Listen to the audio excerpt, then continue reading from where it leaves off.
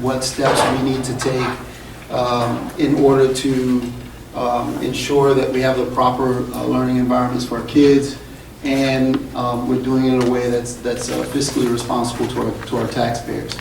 And so as we continue this journey, this is the next to last session. We have one more this evening at Rich Central. We've had several before. We've met on Saturdays, and we've made ourselves available to make sure that we present this information so that the community understands exactly what it is that we're dealing with as an organization as it relates to our facilities. Some of the things that I'm going to open up with is just kind of a discussion, kind of laying out where we are, some of the work that has been done up to this point, and then later you will hear some options that were asked for us to develop, and then present those options to you.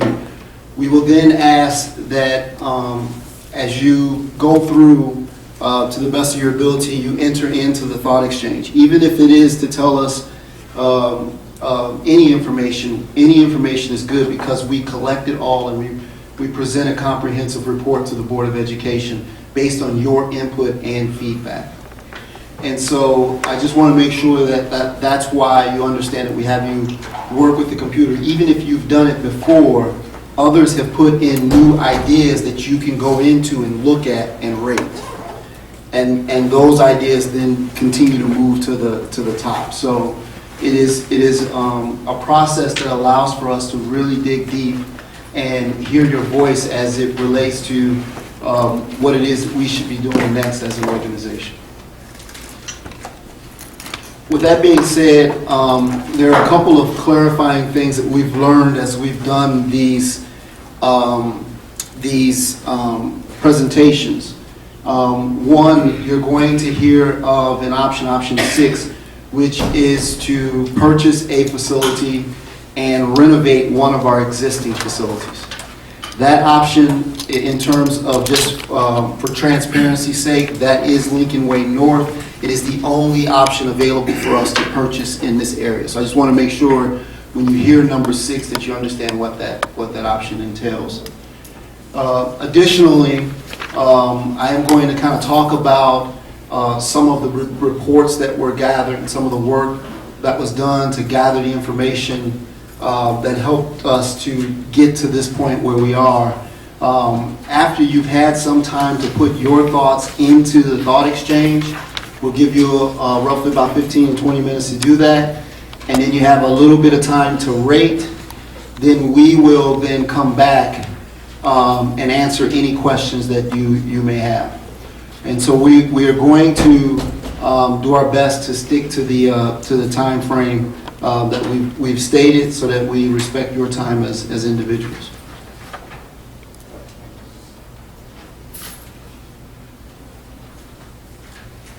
Before I move on, I just want to make sure everybody in the room understands. My name is Dr. Johnny Thomas. I'm Superintendent of Schools.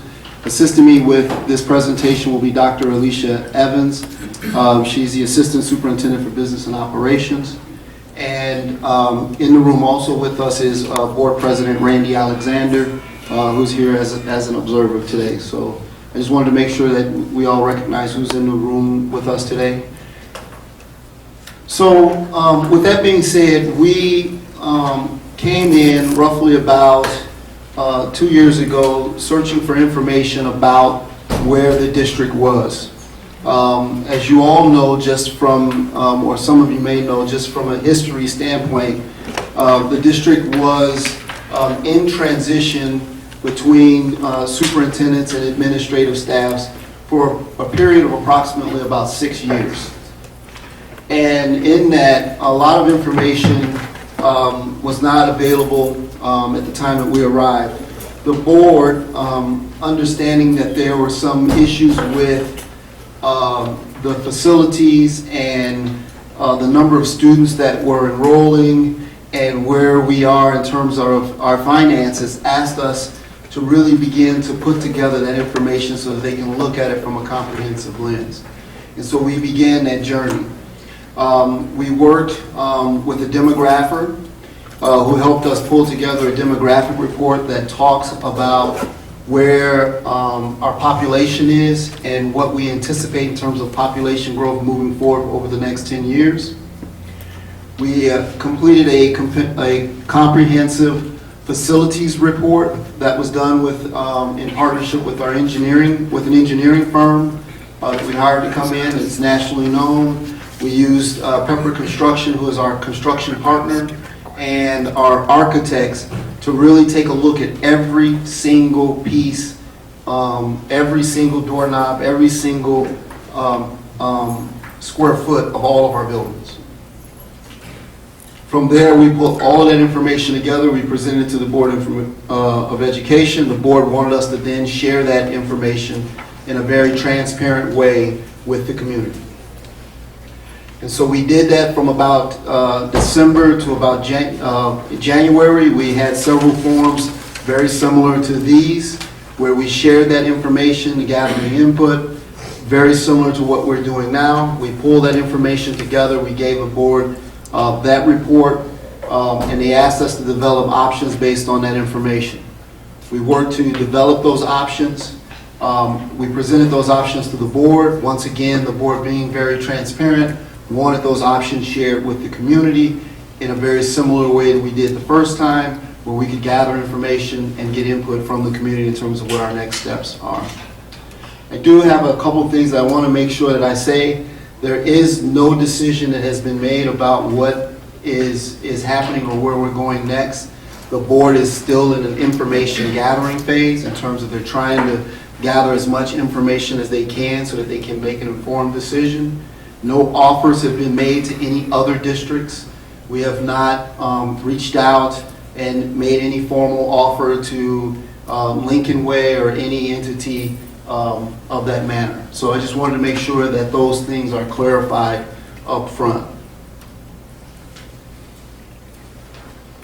So I kind of talked about this slide a little bit earlier. We had John Casarda, Dr. John Casarda out of Kansas. He's worked primarily out of Kansas University.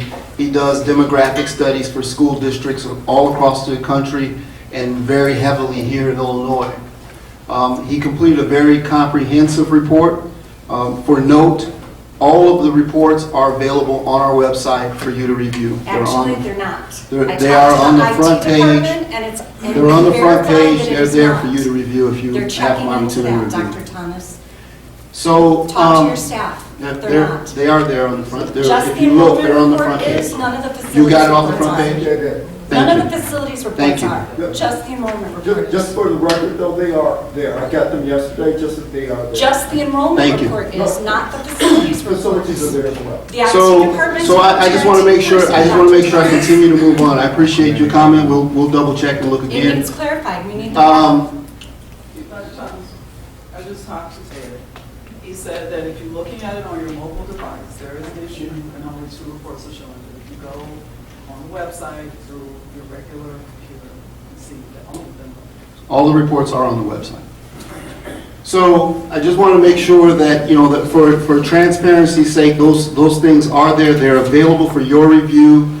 And as always, if you have any questions or comments, I will make myself available to answer those questions here at the end. But moving forward and looking at our enrollment, and I'm just going to go from the total down at the bottom of the slide there. As you can see, we continue to trend downward. The Casarda study looks at our demographics in 3 ways. One is worst case scenario. When you'll think, economic trends, birth rates, things of that nature aren't trending as he would anticipate. So he gives you a worst case scenario. He gives you trending as expected based on their analysis. And then he gives you best case scenario. And so from that information, as we went back and we looked at what he presented to us in terms of our scenarios, and we compare it to live data, the data that we currently have, we're trending towards his worst case scenario data.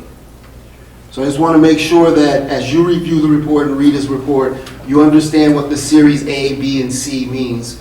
A being worst case, B being as expected, C being better than expected.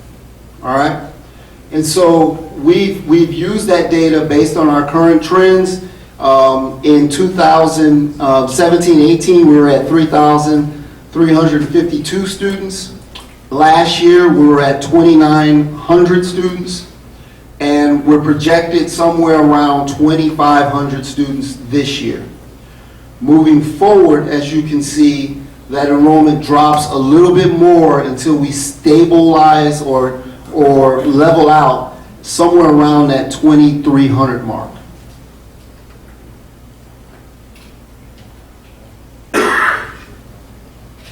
So, how many I'll take the questions at the end.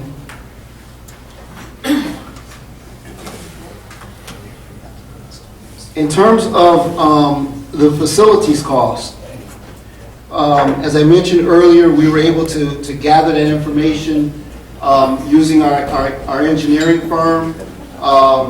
That they gave us a set of numbers. We then gave that to our construction partner and our architects, who use information based on what it costs to build in Illinois, because the engineering firm was housed out of state. They gave costs that was relatively extremely low based on what it cost to actually build in Illinois. And so in that report, it gave us information about things that were reaching their end in terms of maintenance. They were reaching their life expectancy. And then they gave us a period of time from 0 to 20 years to repair those things. But then they gave 0 to 5 for things that have to be done now, 6 to 10, things that can kind of be judged and held off. But as you know, as you continue to move through and cycle through, things you've done in the first few years now become things that need to be done again down the road. And so in terms of at Ridge Central, which is the first school you see here, you'll see two numbers down at the bottom. The replacement cost is the estimated cost that we think, if we were to put the school on the market, what we would be able to get for that school. And it's somewhere roughly around $40 million. As you can see, the estimated forecast repairs in the building are roughly about $40 million.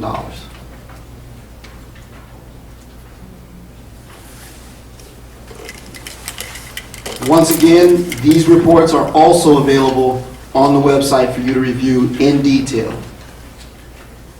Rich East, very similar layout in terms of cost of repairs.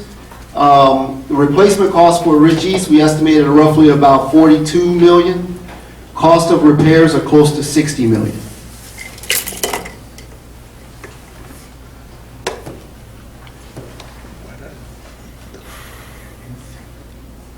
Ridge South, estimated cost of replacement for Ridge South is roughly, once again, about $42.5 million. Projected repair cost at Ridge South is $32 million. It is the building that is in the best condition. It is also the newer of the three buildings.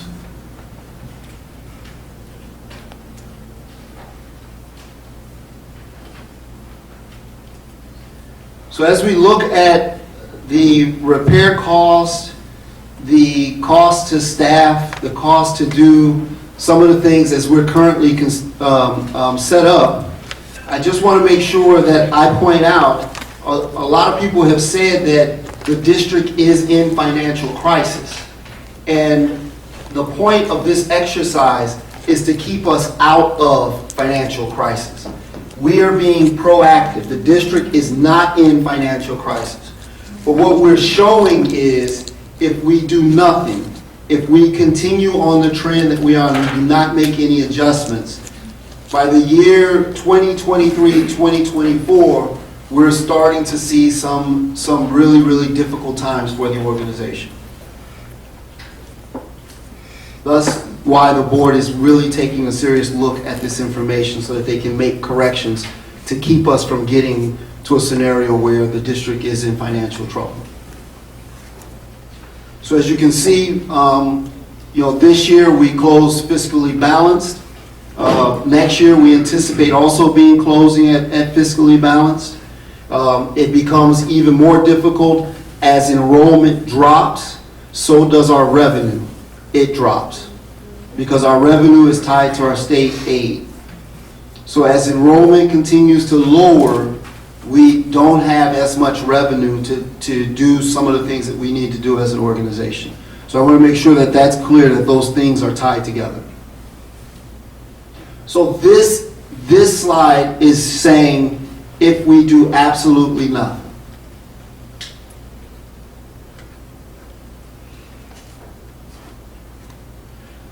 So using this information, we presented this information to a number of community stakeholders over different forums at different times within the community, at the schools. It ran from about December 11th to about January 11th. We presented this very same information to actually get input and feedback from our community about what it is that we should be considering and doing next. So as you can see, we had student discussion forums, we talked to staff, we had community parent forums where we went out into the community over several dates, and then we actually sent parent email, video email out so that we can continue to get feedback from our families. The summary of those results was for us to seriously consider closing one school. It also made recommendations about consolidating campuses. It asked that we really take a look and consider our enrollment trends, and specifically it asked for us to see if there was some additional ways where we could try to increase enrollment and turn that trend.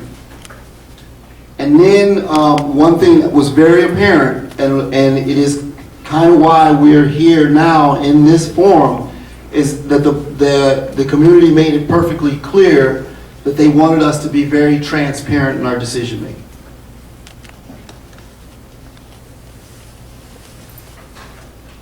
So with that, we worked to try to embody some of those things.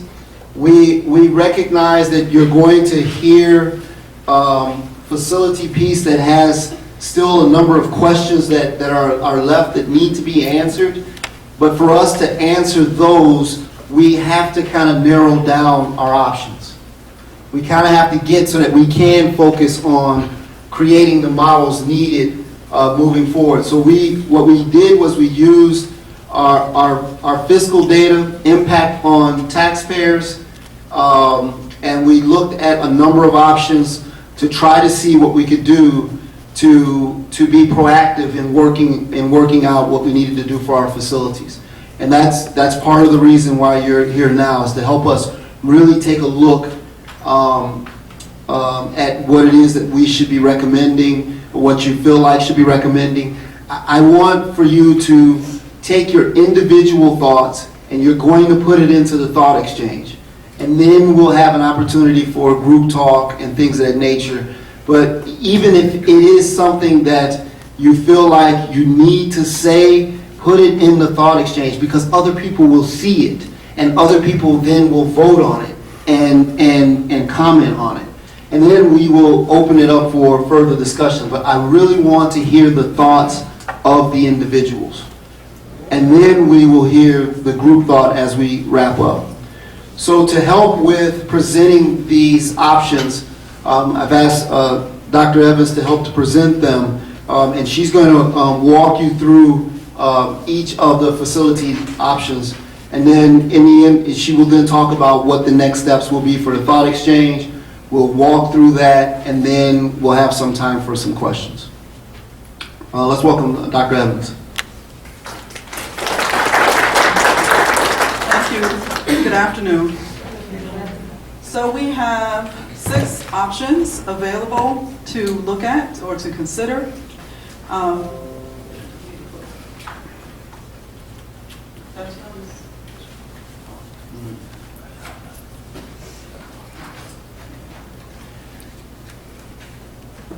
Some of the options will leave 3 school buildings. A few of the options will leave 2 school buildings, and then there's one option that only leaves 1 school building. So when we're looking at the options, I will talk about how much each option costs, the timeline for completion, the financing considerations, and then I also want to say that our plan is to keep the bond payments that relate to this buildings, or the buildings, to remain the same for the first 2 years, so that they won't change as it relates to the work that we're doing. So under the financing options, I want to talk about what that means. In the slides, you will see that some of the options will require a change in legislation, and that is because school districts are only allowed to borrow up to a certain limit, and if they exceed that limit, they have to go to the state legislator to get that changed. That would be step 1. Step 2 would then be to put a referendum question on the ballot so that the community can let us know if they are interested in saying yes to that question, whatever that question would be. And then just to let you know what the overall percentages of the property tax bill will be as a result of each option, as well as the Rich Township High School portion, and then the bond portion amounts. So option 1 is to repair all facilities with no upgrades. That is all of the items that were discussed in the facilities plan, and there's no upgrades, just repairs. That first option will take place over 2021 to 2027, and it would be the repairs to all schools, and that total would be $169.6 million.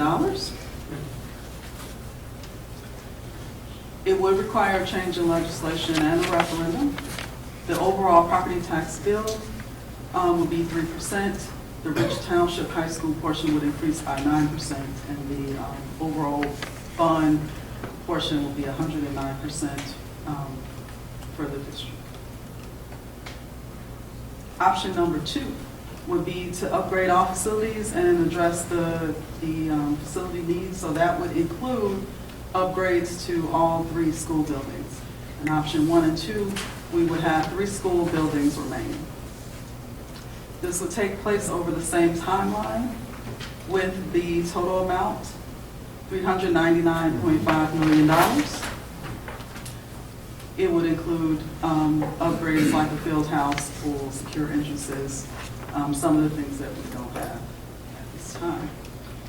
And the change would require changes in legislation, as well as a question for a referendum. The overall property tax bill would be 15%, and the Rich Township portion would be 41%, and increasing the bond by 516%. Option 3 has 3 options.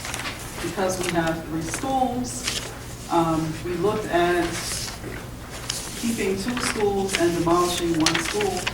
So we did that over all 3 campuses. So this is the option that I call option 3A, where we're going to upgrade Central and East and demolish South. The timeline is the same as in previous. This will have only 2 campuses remaining, and the total is $285 million.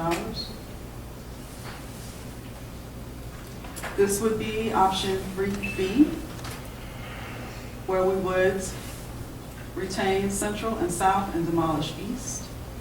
The timeline is the same, $241.6 million. And then option 3C would be to upgrade East and South and demolish Central. The timeline is the same, and the amount is $282 million. All of these options will require a change in legislation and a referendum question. Because the price is slightly different, the overall tax bill will increase depending on the choice, between 7 and 9%. The Rich Township High School portion, 19 to 25%, and then the bond portion from 237 or 314 to 314. Option 4 would leave only one school building, and it would house the entire student body. We would build the school on an existing site and demolish 2 buildings. This is a little shorter. This will happen over the summer of 2021 and 25. It includes the demolition of 2 buildings and the building of a new facility.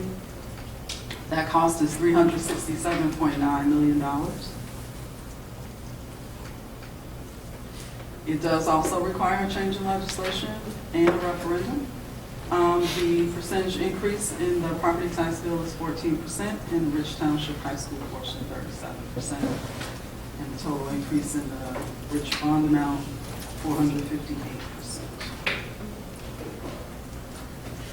Option 5 will leave 2 school buildings. This is to partially upgrade 1 school building. In this scenario, it would be south because it is the least expensive to upgrade of the 3 campuses. And then we would build 1 new facility on an existing site.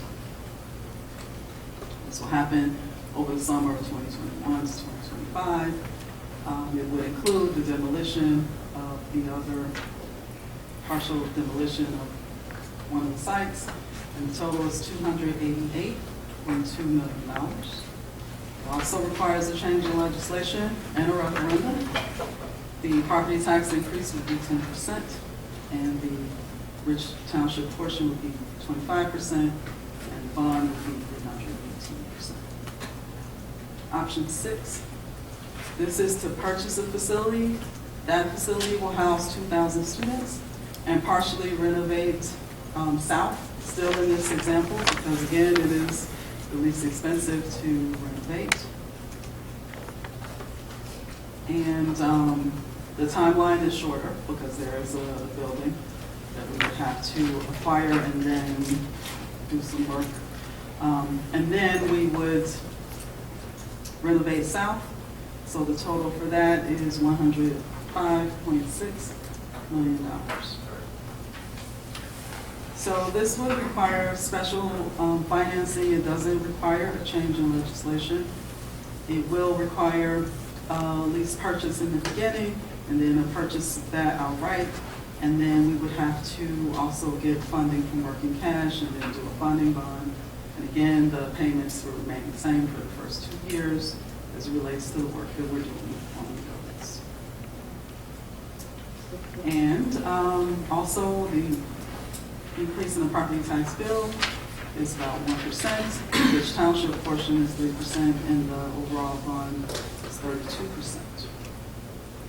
This is a summary of the information that you have in front of you.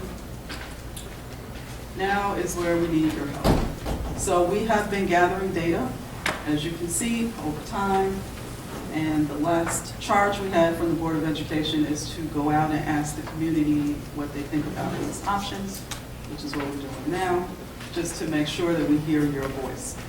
And this data that we're collecting is also part of what the Board of Education will use to make its decision. So as we said before, no decision has been made. And so we do, the information that you will give us will be used to help inform the Board of Education. So in front of you, you have Chromebooks where you can go in and you can put in your thoughts and you can rank others' thoughts as well. While you're doing that, I want you to consider the following question. Of the options presented, which do you find the most favorable and why, and indicate the number of the option. You can put in whatever thoughts you want, and then other people will come in and take a look at those and star those. The more starring a thought gets, the higher it rises to the top to create the themes that we will provide to the board. You can come back in to the thought exchange at any time between today and Thursday the 11th. You can use this link, or you can go online on our website and click on the thought exchange link to get in. You can also do it at home. You can also do it through your mobile phone. So So we'll be open through July 11th. And the reason that it's closing on that day is because we want to gather all of the information so that we can provide some information to the Board of Education. So now is the time to go into the college change. Thank you so much.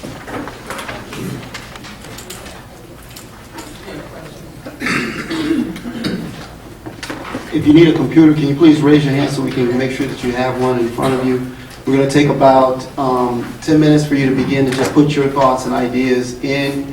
If you have an individual question for me, I'll come around and I'll answer that question. 10 minutes, we'll go until about 45. At 45, I'm then going to ask you to begin to look at some of the other suggestions that are in there and star those. And then we'll do that for about 5 minutes, coming back at about 50 to answer any questions. Dr. Thomas?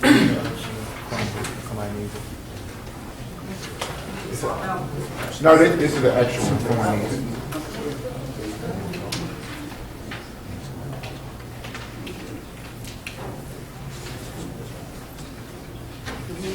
Keep in mind, you only get to put in 2 comments, and then you'd have to log out, log back in. 90 characters each.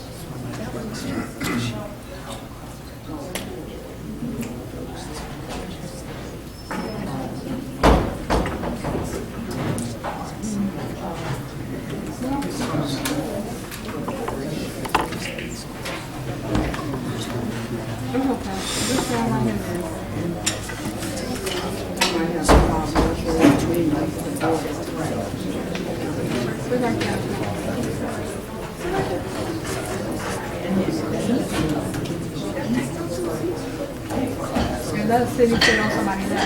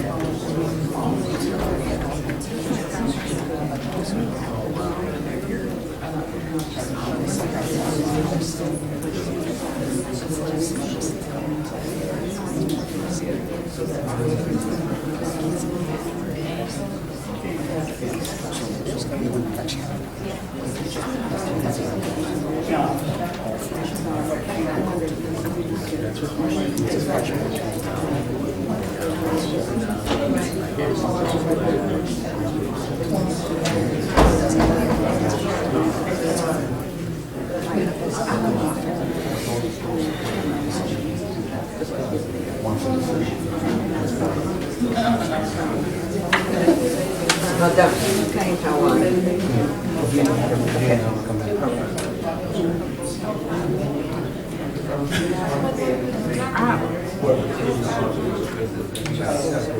demolition costs.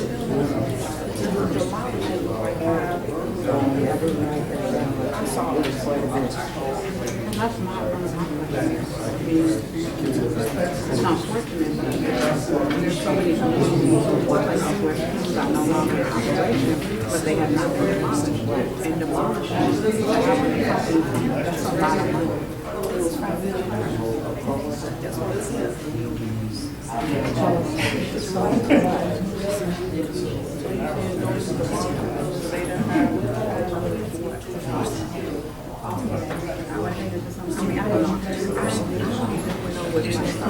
I need to look at the information. Just click, 10 minutes. Well,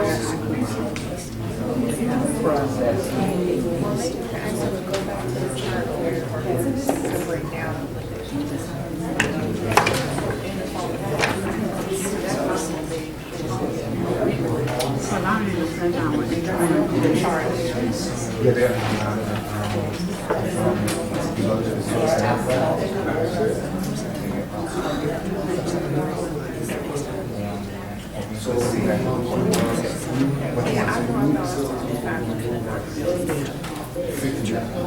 For per building.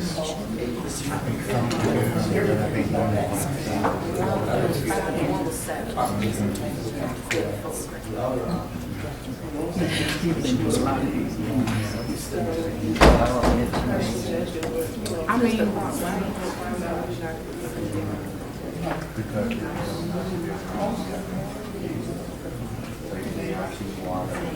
you do have to keep it. So we have to keep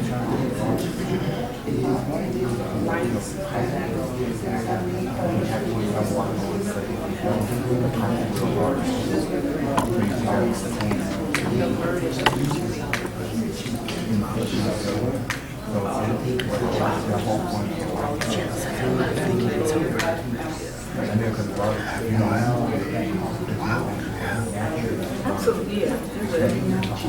Come chase it down. I don't know. I mean, Why did the guy leave? because he doesn't know. There's only 5 minutes. I can't make it. He was there a minute ago. Yeah, we're right there. It's almost like if I had at least the slides where she went through each scenario, I could probably better formulate something. Like I don't feel like I can truly answer questions. That's the one thing that stuck out of my mind. I know how expensive demolishing can be, and I know a lot of times schools they opt not to demolish. They just do the building, and maybe those funds will be allocated somewhere else. In the front, they don't back in. I need to look at this stuff.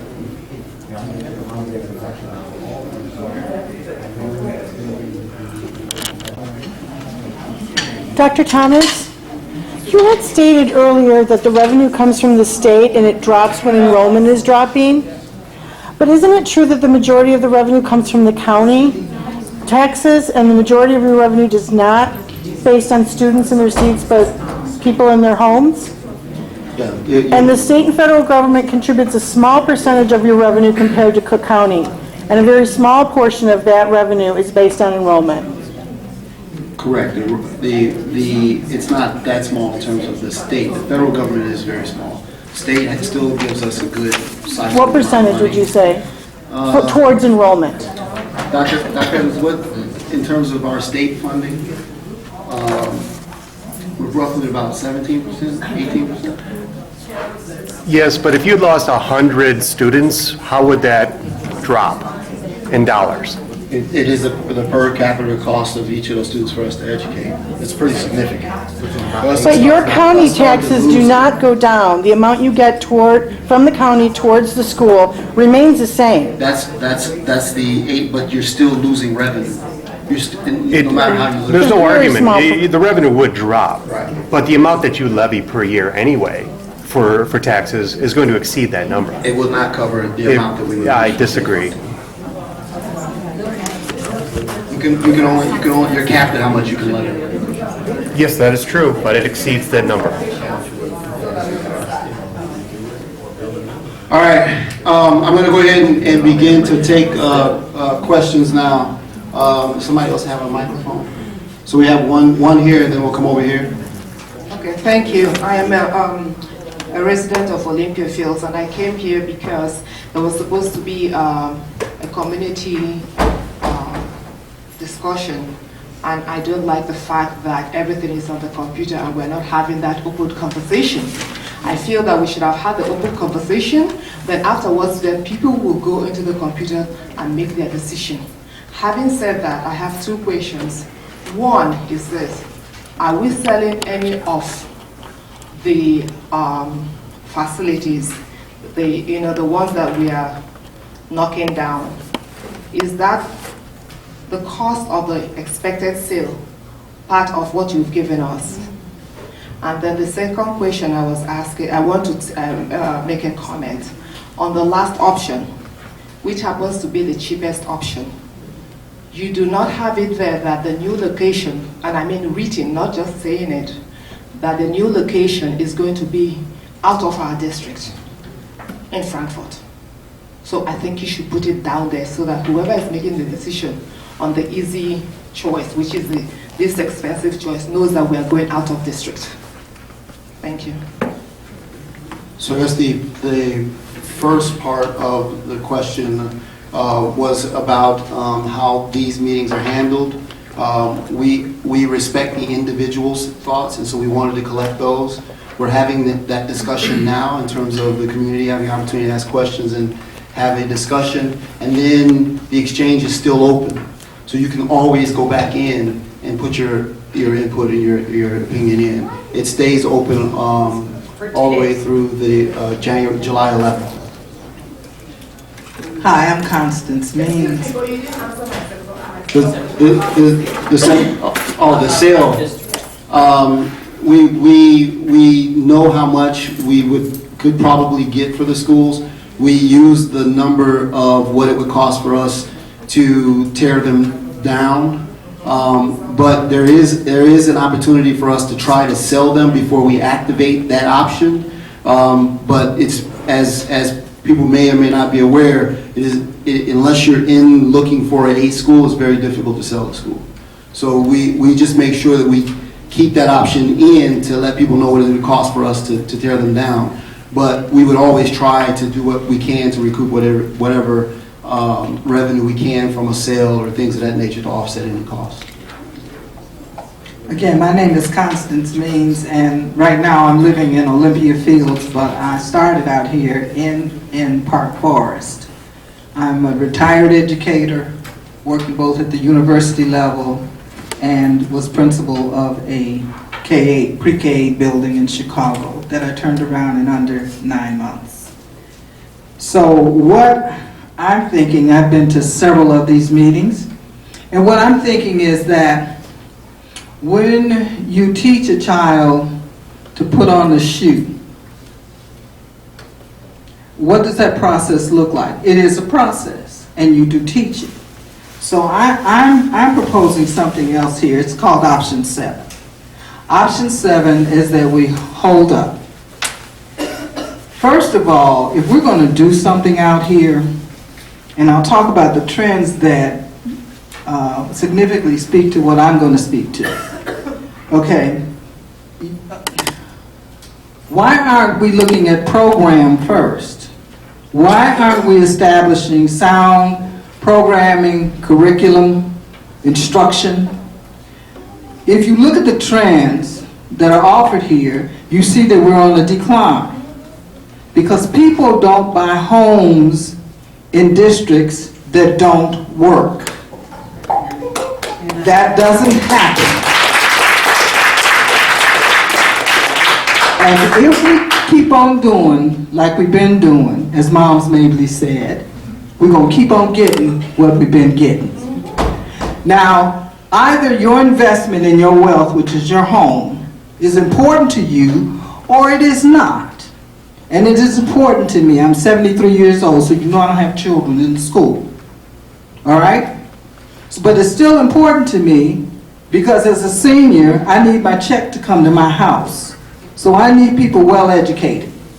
It is important to me because when I look for someone to service something, I need them to be well educated. The standard on curriculum out here has fallen since 1980, 89, and 90 when my students graduated from Rich East. It is no longer successful entry into the major universities with a lot of talk about tradesmen. Well, my son is a tradesman, but guess what? He was educated on that standard for University of Illinois Urbana entry. And guess what he can do? He doesn't work for the company, he is his company. These are the differences in the vision. If we buy a building or we keep repairing buildings and we don't have strong programs, we don't know what we're repairing and we don't know what we're buying because we don't know the program. So we want STEAM curriculum. Do you want STEAM curriculum? Strong STEAM? Do you want strong instruction? Yes. Do you want strong programs? Yes. Then the board, who we elected, we're the taxpayers. So we're the boss. The board needs to come to us in earnest. Let us all sit down who are interested and bring that program, option 7, into being and refuse to do anything less with our tax dollars. If my taxes are going to go up anyway, I want them to go up and be the bang for the buck. I don't want something new. I want you to hit that nail on that head. So I want option 7.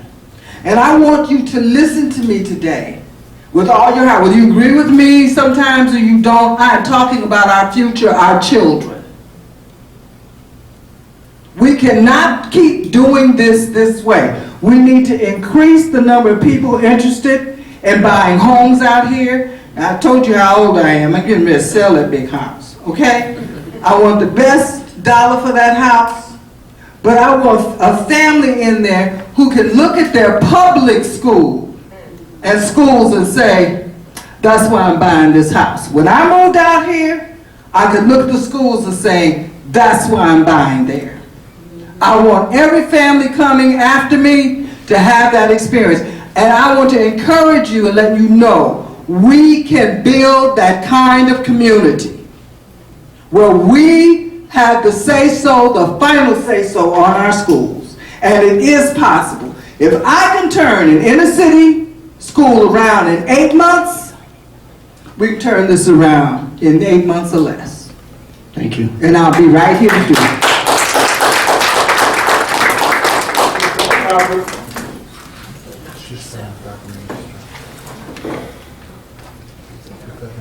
Hello, I'm J.D. Mitchell. I'm a teacher in the district, so there's a lot that I do bow down to because you're community members and right now I'm not. There are some problems with the buildings, and I think all of us in here as homeowners or we rent or whatever you do, you know if you call a repairman because your washing machine or your furnace is making a sound and they show up, they can change the filter, they can put a new belt on and you're good to go. If you never call, then you can no longer do that option. You have to buy new because that's where we are. I do know that there is one building in the district that is there and something needs to be done. However, I have to agree with Ms. Means. I have to agree with my gentlewoman from Olympia Fields. There is not enough information on what that looks like, what the option really will play out. If it's accepted, we say, okay, do this, and then the board can come back and change some aspect of it that makes it not acceptable anymore. It's a problem for all of us. I just need more information on some of these. And like I said, there's a lot I have to bow out to because as a staff member, I care about your children. I love them very much and I want them to have the best, but you are the community members and I am not.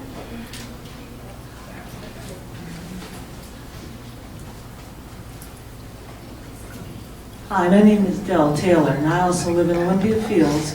I have 2 questions. First one deals with the property issue. Dr. Thomas? Yes, I'm sorry. Okay. First question I have is, with option 6, talking about buying over the building over in Frankfurt, how does that subsidize, or does it subsidize property taxes in Will County? Considering that that building is across the county line, in Will County, we're in Cook County. Cook County taxes are much higher than Will County taxes. So what's the real tax implication of doing that to us, as opposed to simply telling us that there's a percentage of tax, some guesstimated percentage increase in our taxes? Yeah, we feel like we're pretty accurate in terms of what is going to happen to your taxes. I've always stated, anybody has ever asked me a question about purchasing another schools are owned by the state of Illinois. They're not owned by a county. Taxes go to the actual school districts. And so any taxes paid for Rich Township High School District students, kids, families, goes to those students, kids, and families. None of that money leaves outside of the district. So the only funds, and I do have to put a caveat, the only funds would be any funds used to actually purchase the facility. After the purchase, then that facility is annexed into our district and is our community school. And my second question kind of piggybacks off of this Means' point, and that is, now I retired from a technology company in the western suburbs, okay? Out there, they do some out-of-the-box things, something that you might want to consider, considering that you have 3 buildings with declining enrollment and you are looking for ways to get new students in. In the western suburbs, they have a school called Illinois Science Academy. That is a magnet school. You have, I might have the name wrong, but that's basically, it's a STEM school, science, technology, engineering, and math. That is a magnet school. That's a state school. It's not by any district or any community. Fine, but my point is, I don't want to divvy on who owns it. My point is, it's a magnet school. It's attracting people, kids from all over the western suburbs. I had coworkers who worked with me who were on waiting lists for several years to get their kids into that school because they saw that as an advantage to their kids learning computer technology, robotics, and so forth.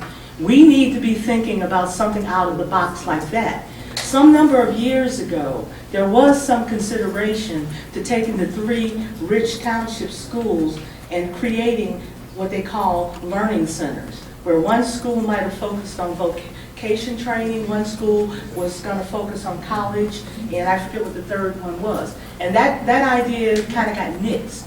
Well, if you've got a declining enrollment and you need ways to get people to think about wanting to come here, you need to think about something out of the box, not your simple high school 9th through 12th grade, but something far more robust where people will do what Ms. Mims is thinking. I want to move in Madison, I want to move in Country Club Hills, I want to move in Park Forest, I want to move in Richton Park or Olympia Fields, because they've got a school system there that's going to really help my kid get a leg up on either getting into college or learning vocation. We've got transportation centers and warehousing centers, and who knows, over time, maybe manufacturing centers that are starting to move out here in the southwestern suburban area. We need our kids prepared for those jobs and everything. And if we take a more robust view of how you could repurpose our education curriculum to address that, I'd be willing to bet we'd start to get more kids, more families wanting to move in. I don't disagree with you. We have been working really hard to look at that curriculum. In fact, coming up here this school year, we will be probably one of the only school districts in the state of Illinois looking at augmented reality for our kids and creating virtual reality software for students through a comprehensive computer science program. So there are some things that are very innovative that's happening in the district being done by our creative teachers. We have also have very strong partnerships from the CTE side with a number of our manufacturing, and so a number of our kids are being dually certified as we work. And in fact, the work over the last couple of years has shown that we were ranked somewhere around the 500, 560 out of 660 high schools, and currently we're roughly about 300. So the movement is moving in the right direction. We're headed in the right direction. It is going to take some time to really get these innovative pieces going, but we still have to understand that the environment also plays a factor into that as well. And right now, in some of our facilities, our kids are in environments where we need to do some work to improve them so that they can get those 21st century programs which you're talking about. We don't have the facilities to do that right now.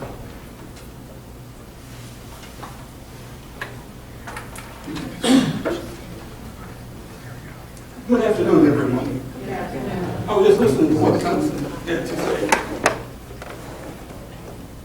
And I was back there clapping because she ran for this board once to hold the mic. And the fact that she didn't get on it was a great tragedy, because she was speaking of the same thing that happened to me as a principal in Chicago Public Schools. I was a principal in Chicago Public Schools. Became one in 1984. Even before then, I had worked at colleges and universities as a professor, teaching formative assessment, summative assessment, using measurable goals. When I became a principal in Chicago Public Schools, I used formative assessment and summative assessment. Dr. Thomas. Remember that we worked together. I was in that same school. And you were in that same school. That's right. And that's why that's so important. That's a scientific way of doing things. When you are about excellence in public education,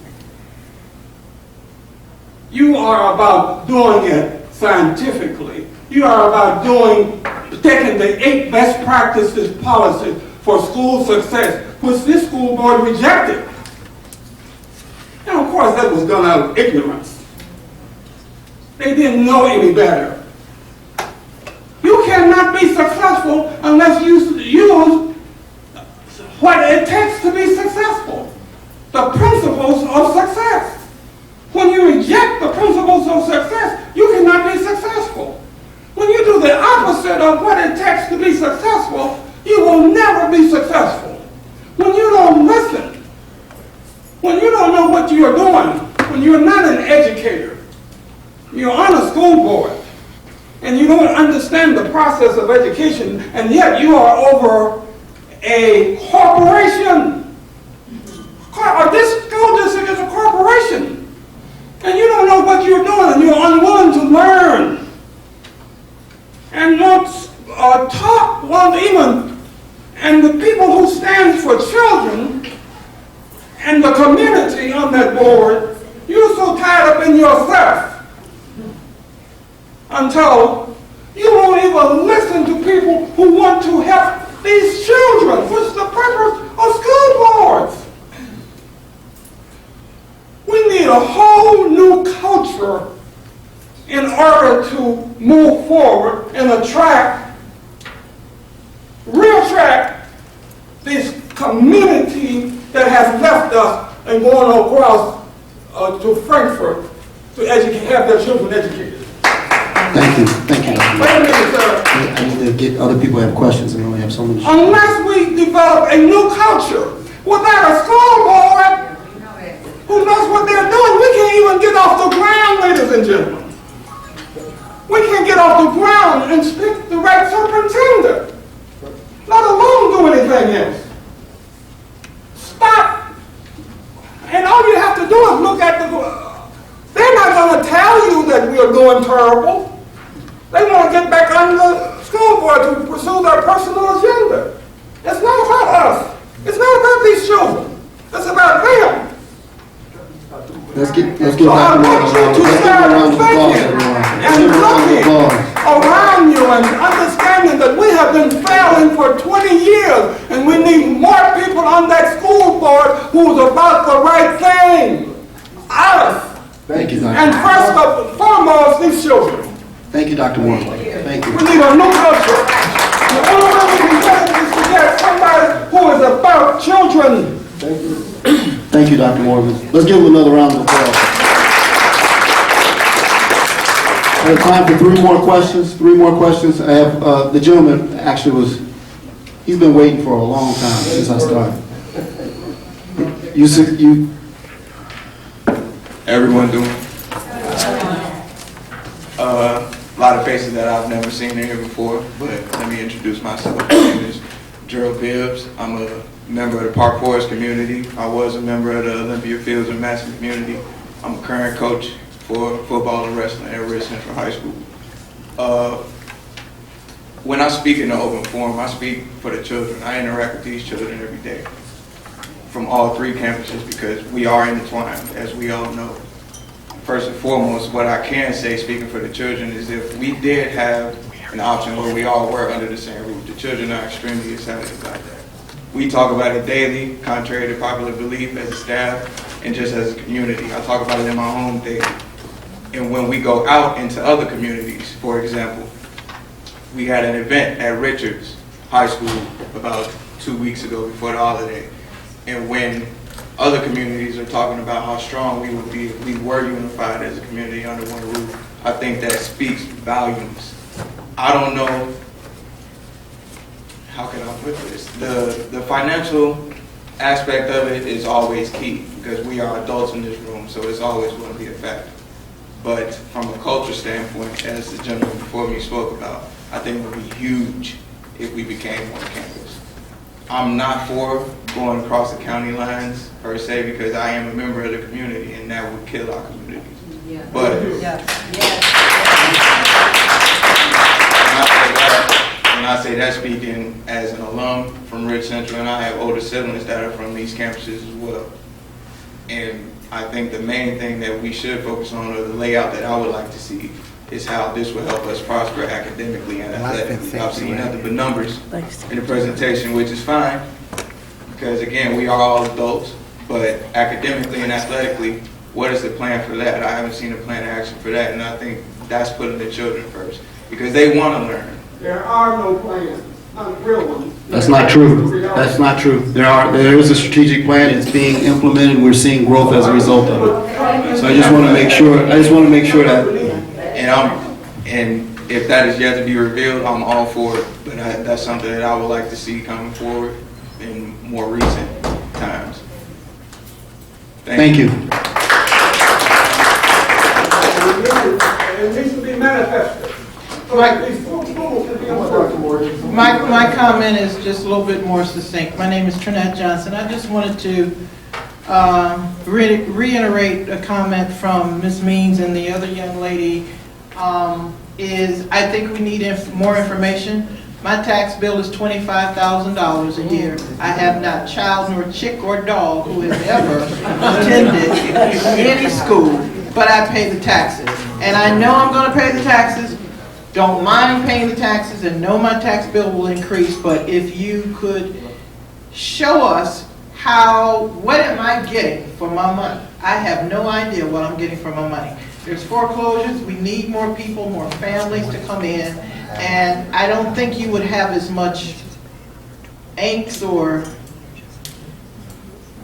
whatever the adjective you want to use if people understood fully we're going to buy this school or renovate this school, and this is how it equals to not just putting money in the brick and mortar facility, but what else is going along with it that's going to increase the education level of these children, which will help attract more families and businesses and so forth. I just think more information needs to come in and merge that together. I need to understand the value of why I'm paying what I pay. Dr. Thomas, Appreciate that. Thank you. And that's concerned. Did you tell people here the position of Lincoln Branch? Is that school set and ready to go, or is there much work to be done? Without us, thoroughly having our architects go in, I can't. It is a newer school. It is. They let it go. It is a newer school. It is close to operational. We would have to spend some money to get it up and running. That cost is included in the acquisition cost. So that cost is included, and we do estimate that we will have to work to get that building up and going. I do, as long as that is out there, I have had an opportunity to walk that facility. There is no facility like that around here. So I just want to make sure that is understood as well for the actual cost. I'm at here and here, I'm going to end right here. Hello, Dr. Thomas, and to Dr. Evans and all community stakeholders. My name is Jameer Atkins, and I am a alumni of Richie's High School, class of 2007. I am also wear a lot of hats in the community, being a youth pastor, and then also a community organizer for this initiative. A couple things. I know prior to Dr. Thomas, and maybe Dr. Evans can answer this question more efficiently, there are something called life safety life safety funds that is given to a district every 10 years. Has there been any research where those funds have, because we know that the work that has not, the last time that any major construction happened in any three campuses was in 2007, 2006, when they did a infrastructure change in Richie's and facades for, and added additional spaces for Rich Central and Rich South is my first question. My second question is, why have we not put together a community focus? We done thought exchange, but I think something as we talk about transparency, that we should identify a group of individuals or a community to go and walk through Lincoln Way East, Lincoln Way North, so we can actually see the facility, see what it attains, and really even be able to rule it out so it's not on the superintendent, it's actually what we see. And also as a community, we actually come up with a group of individuals that work directly with the administration and the Board of Education in between those two, so it takes off us seeming like we're attacking the administration, but it's not. It is the community that's rising up and speaking their concerns. I am totally against going to Lincoln Way North. I am totally against that. Let that be on their things about it. But if we build, we need to build in our community that's already struggling and make us go from where they're thriving and take us from surviving to hopefully thriving. If we add that third component, I mentioned to you this before, Dr. Thomas, I think that will really, because there's issues with trust with the Board of Education, there's issues with trust with the district administration. So what better resource to have than have a group of people that we choose, however the community decides, elected officials and community stakeholders, that have the time to help walk you through this process. Because we know that thought exchange is a good avenue, but it is not a certified resource to use. So when we look at this data, you guys see this data, you guys crunch those numbers, but if you had a committee that crunch those numbers with you, it will show transparency and it will show that this district administration and the Board of Education is truly working with the community. And when the community is valued, then we can start to see change in this community, Dr. Thomas. Thank you. We have been in the construction pipeline since 2005, I believe, in terms of construction dollars for the district to build and really take a look at some of these issues. We remain in that pipeline. That grant that is still active, but it was never funded by the state. So we're still sitting in that piece. The health, life, safety pieces are done in terms of repairs that are of safety nature. From what we can tell, I mean, there isn't like a lot of documentation around. What we can tell, a lot of those repairs have been worked on. They just won't be ones that you can see because they're repairs. We think that there is more to this in terms of just health, life, safety money, which is just a small portion of what we need to secure some of our facilities. But those funds, whenever those kind of things become available, we're actively looking at those funds. But what I'm saying is, prior to you coming in and your team, was there some negligence done prior to? Because what we're saying is this issue didn't happen overnight. we're saying we're looking at 20 years of negligence on someone's behalf for our buildings to get in this detriment. I'm not here to point fingers at past people or what people have done. I'm here to solve problems. I have a problem here now, and I'm presenting it and trying to get some feedback so that we can do what's best for our kids. Okay, so is money still allotted there, or has the money been used, is the question? It is a really difficult piece that the money has been used, okay, but it also is it refreshes after a while, and you got to get in line again. And the state of Illinois, actually the country, is behind in funding infrastructure for schools to the tunes of billions of dollars. And so it's not as easy as that there's this magical money somewhere. We have some very difficult decisions that are needed to be made. One quick question for that. Dr. Thomas, the only thing that I would like to make a comment on is both Jameer's and Mrs. Means. We've been here before. And so what I would like for you to do in administration, this is a tough situation, I know that the district's in, you're in from a leadership standpoint, is that we really do need to take Mrs. Means' perspective and to pause and to take the planning and vision and put that in front of the decision. Because what I don't see, when we did this the last time, we did that process, and the curriculum needs to drive what we do from a facility standpoint. And so the other thing I think that I would encourage you to consider is to do what Jameer is saying, pull together a focus group outside of these people here who are very interested, maybe take those folks to Harvard, along with the architect, design our buildings and our space according to what we want from an academic standpoint, and then set that as the destination for 2030, because what we're really doing, we're talking about 2030. And what I really would like for us to do as a community is to actually take a walk with some educators, with you leading us, to 2030. When we get to 2030, what's in 2030? What do we want? How does it look? And then go back to what Mrs. Mina said, what curriculum do we need? And let that curriculum drive the facility. Don't let the facility drive what we're doing. So that's all I want to take you through.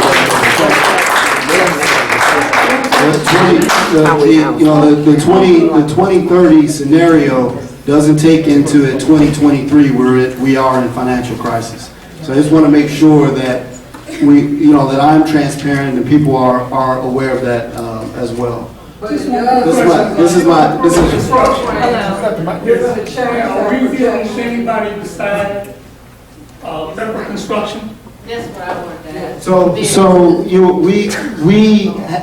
the work to analyze is work that's done kind of. Has it been bid to any?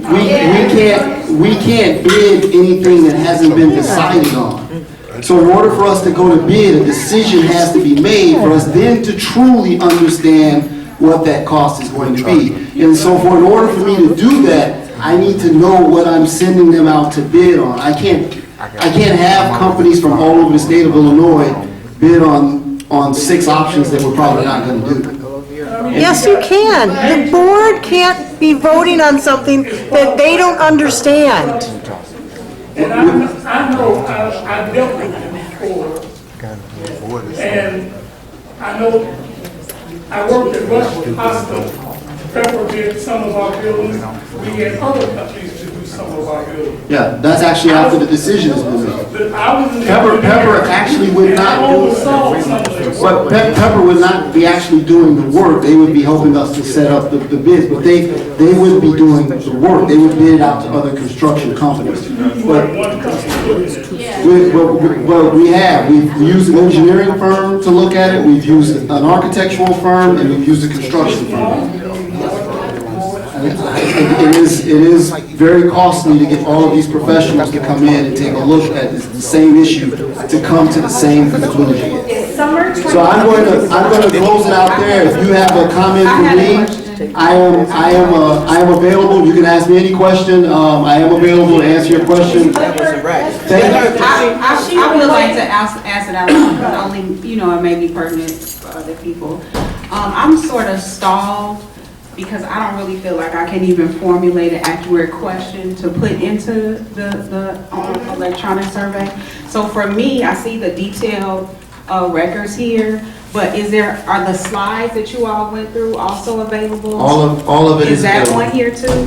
Everything is available for you to take a look at on there. You also can go on our website and pull any information, and then you can also go back in and put whatever comments after you've had some time to review and go over that information as well. So the slides as we saw them today are on here? Correct. Everything is up there. And would there be a extension? Because the July 11, that just seems, yeah. I just don't feel like you can really make an informed decision, Make sure you're at the opinion, next board anything. meeting. Make sure you're at the next board meeting, because we elected them. Thank you. We need to tell them what we want. Thank you. Thank you. Don't tell them what they want, but they won't listen. Well, no, they will listen. So Well, we when? need these voices there, because our children's education is I was at looking risk. forward. Thank you. Going in a process. Thank you all for attending. I truly, truly appreciate it. If you have any questions, I'll make myself available. I'll be right over here to answer any questions that you may have of me. Thank you so much. And it's on that sheet I passed out. I'm gonna read it.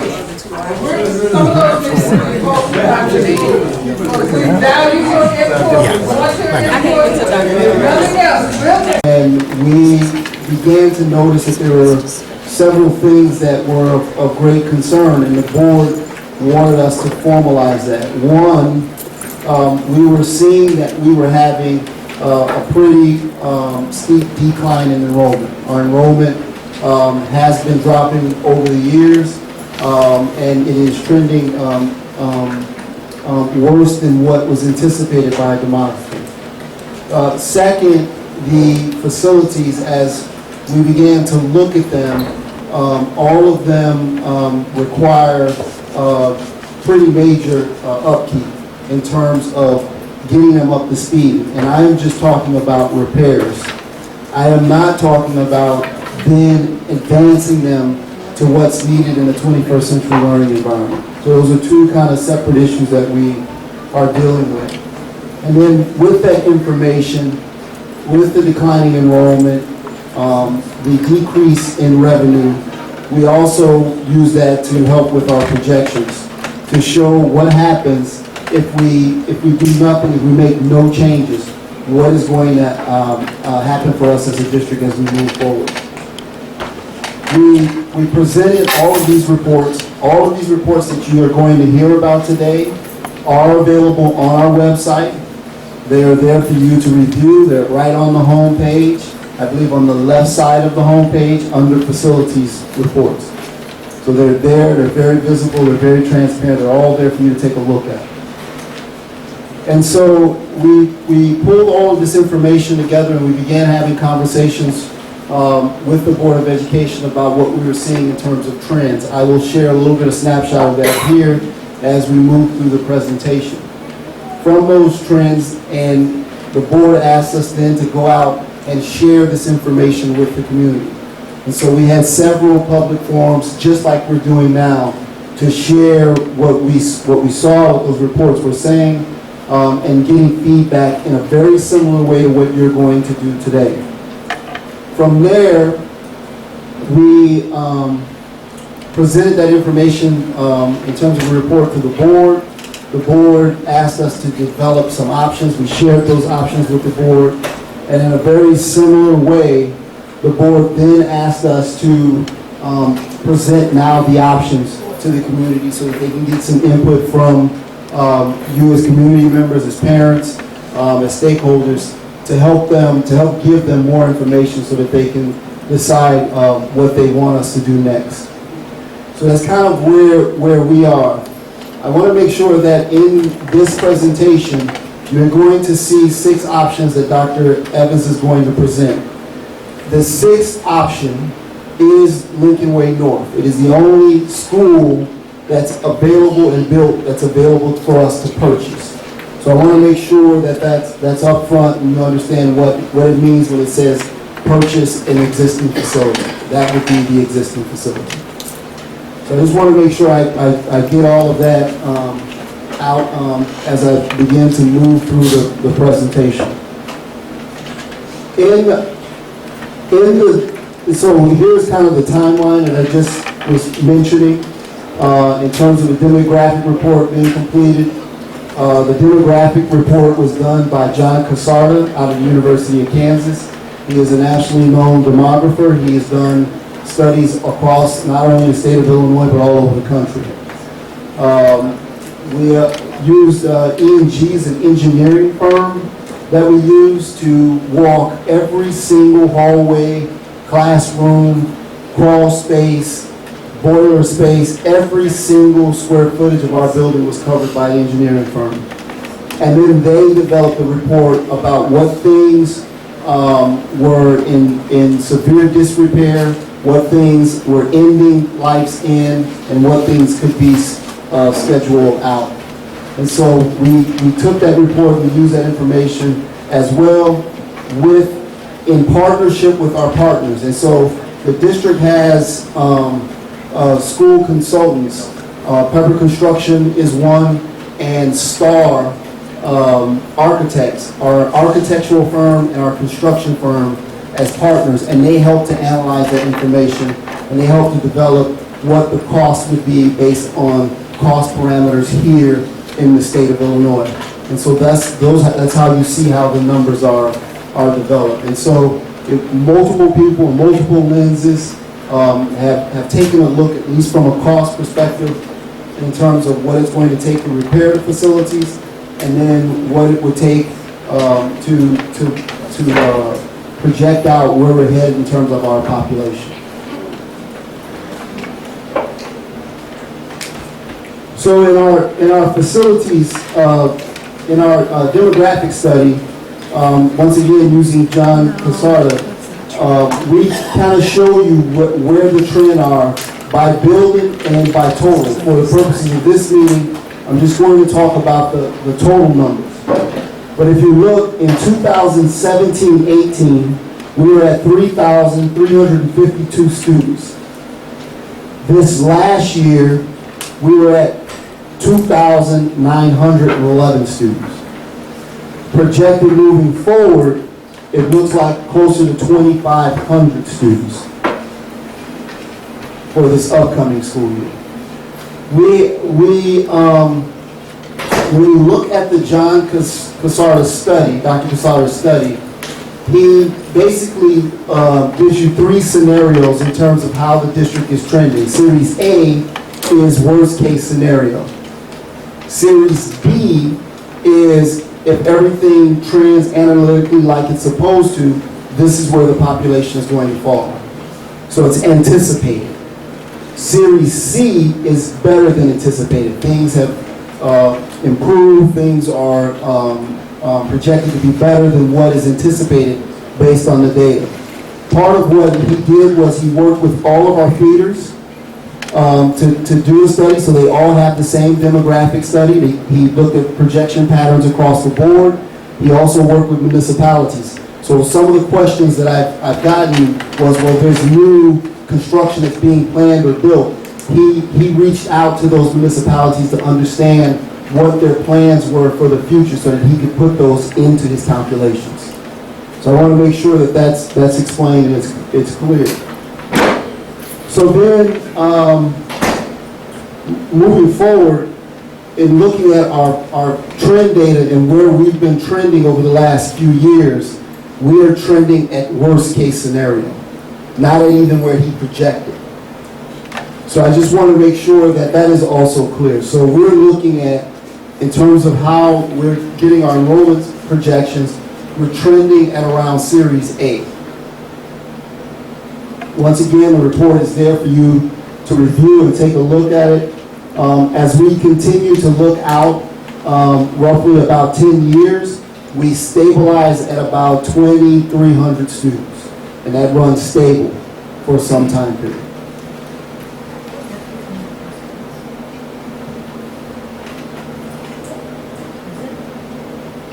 So with that, coupling that very important issue, and I'll get to questions as we need to. So getting through to that issue, we then began to look. Okay, we have enrollment that is significantly declining, not just a little bit. It's declining rapidly. And then we have huge amounts of repairs that are needed at every one of our buildings.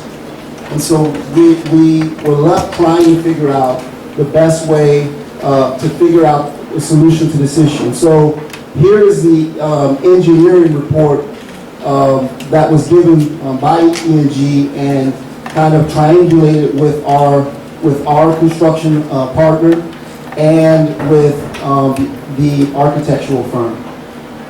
Now, some of the questions that I've gotten about it was this kind of stuff needed to be bidded out.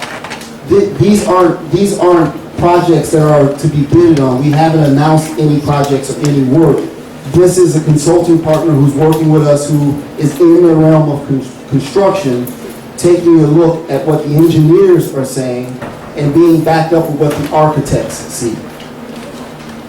So I just want to make sure that point is clear, because we did get a lot of questions about you have to bid these numbers out, and you wouldn't bid anything out unless you're actually getting ready to do some work. So looking at replacement costs, this is Ridge Central. The replacement estimate for this building, meaning if we were to put it on the market and try to sell the building, the estimated replacement cost for this building is roughly about $40,200,000.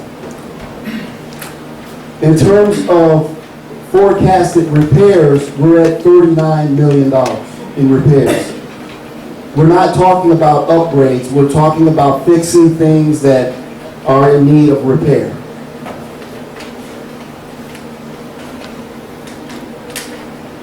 At Ridge East, we're looking at a replacement cost of about $42,700,000 with a projected repair cost of almost $60 million. $59.9 million in terms of repairs that need to take place at Ridge East. When we look at the forecast, we try to break it out in 0 to 5 years. That 0 to 5 year number are things that are about to fail right now. And so they have to be addressed right now within this time period. And then the other things can be scheduled further out based on where they are with their wear and tear. But as you know, as you get to those 11 to 20 year things, the 0 to 5 year things are now needing some look at as well. So it's kind of a never ending cycle in terms of just repairs. I am not talking about moving the science labs to science labs that our teachers need to be successful, to move and grow our curriculum. So this is just fixes.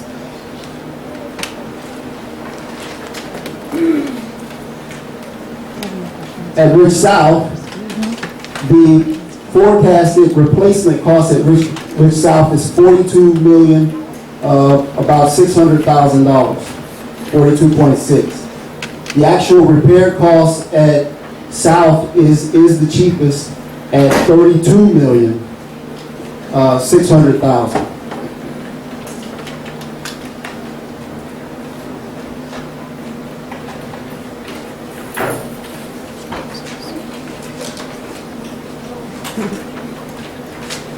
So taking those two things into account and really starting to dig into our finances, one of the things that I've read in different places is that we are doing this because the district is in financial crisis.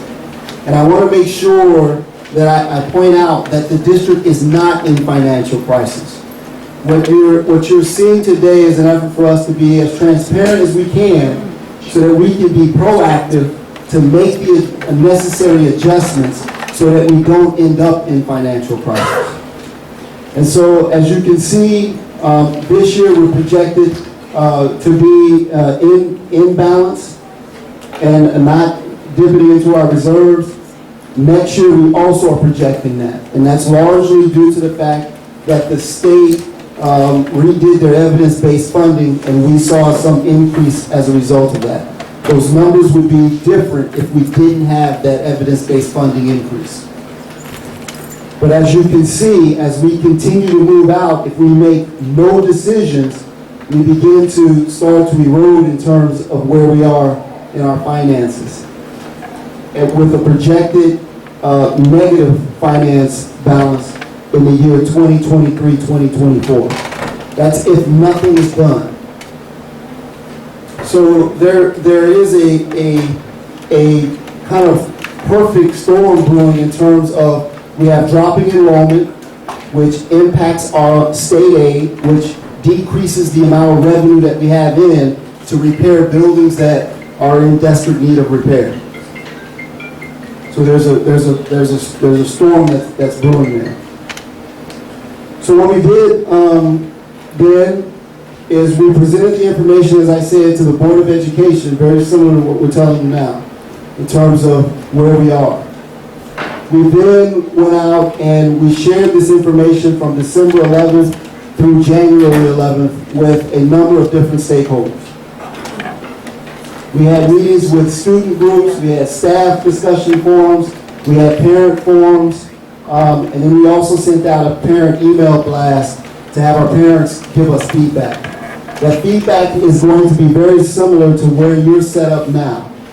We're going to, at the end of Dr. Evans' presentation on the options, she's going to ask a question, and you're going to go into thought exchange.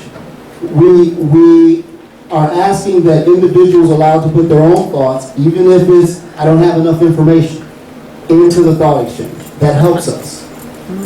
And then after we've had and given you enough time to get your thoughts into the system, we will then come back and ask you to look at the thoughts that other people have, because we've done these forums multiple times now.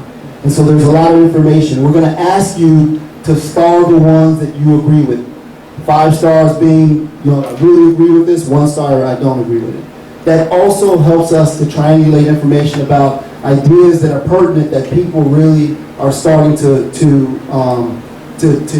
gel behind. After that, after I've given you enough time as individuals to put your own individual thoughts, we will open up the discussion for questions. We will answer those questions, and then after, you still have an opportunity to go back and put as many thoughts as you need to, even after the question thing, after the question session. So we want to make sure that we hear the individual's thoughts, then we have the group discussion, and if you want to continue to add in or have discussion, the thought exchange will be up until January 11th. July 11th, sorry. So after we did our information gathering, very similar to what I just talked about, we presented the summary of the report to the board. The summary of those reports in terms of as it related to the facilities was consolidate 1 school, close 1 school, consolidate campuses, consider the enrollment trends, so really look at the data, and part of that considering the enrollment trend was also trying to find ways to see if there's somehow the district could provide some options that would change that trend. That was a part of that study. And then making sure that the board was transparent in their decision making, that they involved others, that they shared information, and that they were clear in terms of how they were going to be making their decision. So from there, we developed the 6 options. Those 6 options were shared with the Board of Education at a board meeting. The board immediately said, okay, now that you have those options, the options contain facility costs, impact on our bonds, impact on property taxes, and then the district's portion of impact on property taxes. Dr. Evans will talk about that. They then asked us to then go out into the community and get feedback so that they can determine what the next steps were going to be. And so that's where we are currently. This is the last of our sessions. After today, it will be open a couple of days after today, and then after that we will shut it down so that we can begin to draw the information out and get the report to the board so that they can then give us guidance on next steps. Do we have preliminary results from the last 2 meetings that you guys had? Any preliminary results, any ideas about where you're headed with the information? In terms of the information, I I try to keep an open mind. I looked at just the number of people that have participated, but I have not dived in to take a look at that, and quite honestly, that analytical report is done by Thought Exchange away from us, so we don't have access to the detail of how they're going to break down the analytics and get that report back to us. That's why we have to close it on the 11th with the hope of trying to get the board report here soon. In other words, you really don't care what we feel or think, you just have us here for So- a good reason. So moving forward, I'm going to ask Dr. Evans to come forward and present the 6 options. After she presents the 6 options, we then will allow for you to put your ideas and thoughts in, and then we'll open it up for further discussion and questions.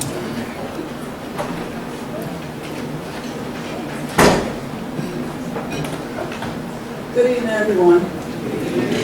So we're going to look at the 6 options, which is actually a little bit more than 6 because 3 has multiple options that I'm going to present to you tonight.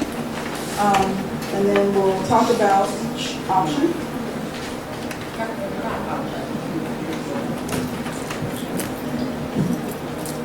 Is this better? Okay. All right, and so with each option, we'll talk about the cost estimates, the timeline for completion of that option, financing. Also, financing has multiple components. One is, when we look at legislation, a school district can only borrow up to a certain amount of money. And once the school district reaches its statutory debt limit, it has to ask for permission to go beyond that. And in order to do that, we have to go to the Illinois State Legislature to bring that number up higher to allow us to borrow more. So that would be step number 1.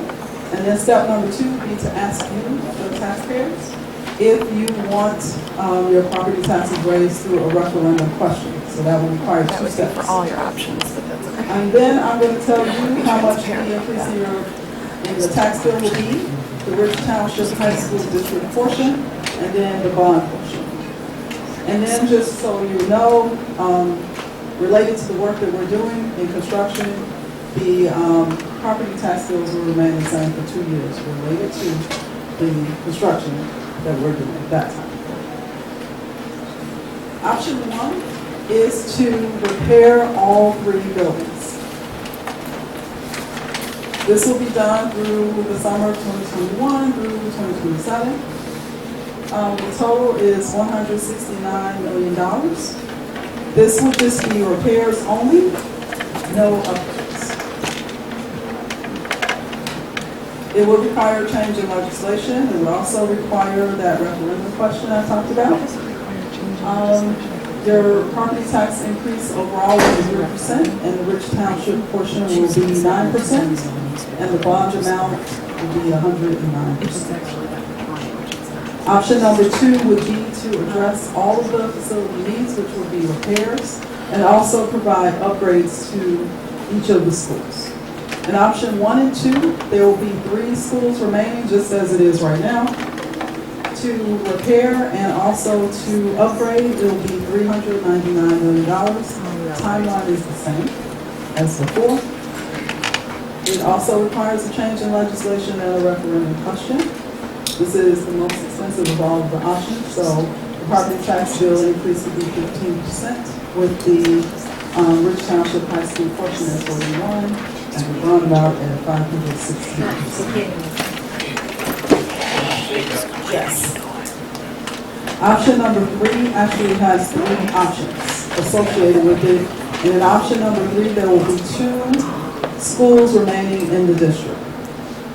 We wanted to provide you with the 3 options because in each option, 1 school gets demolished and 2 schools remain. So this option is what I call option 3A.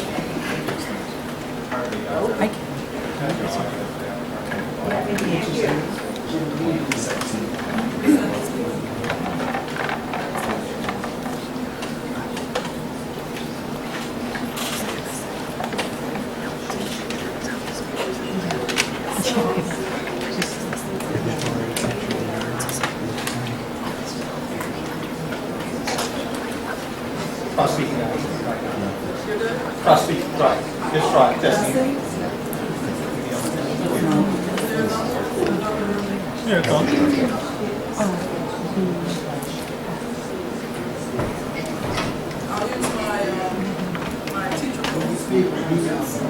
That's worse.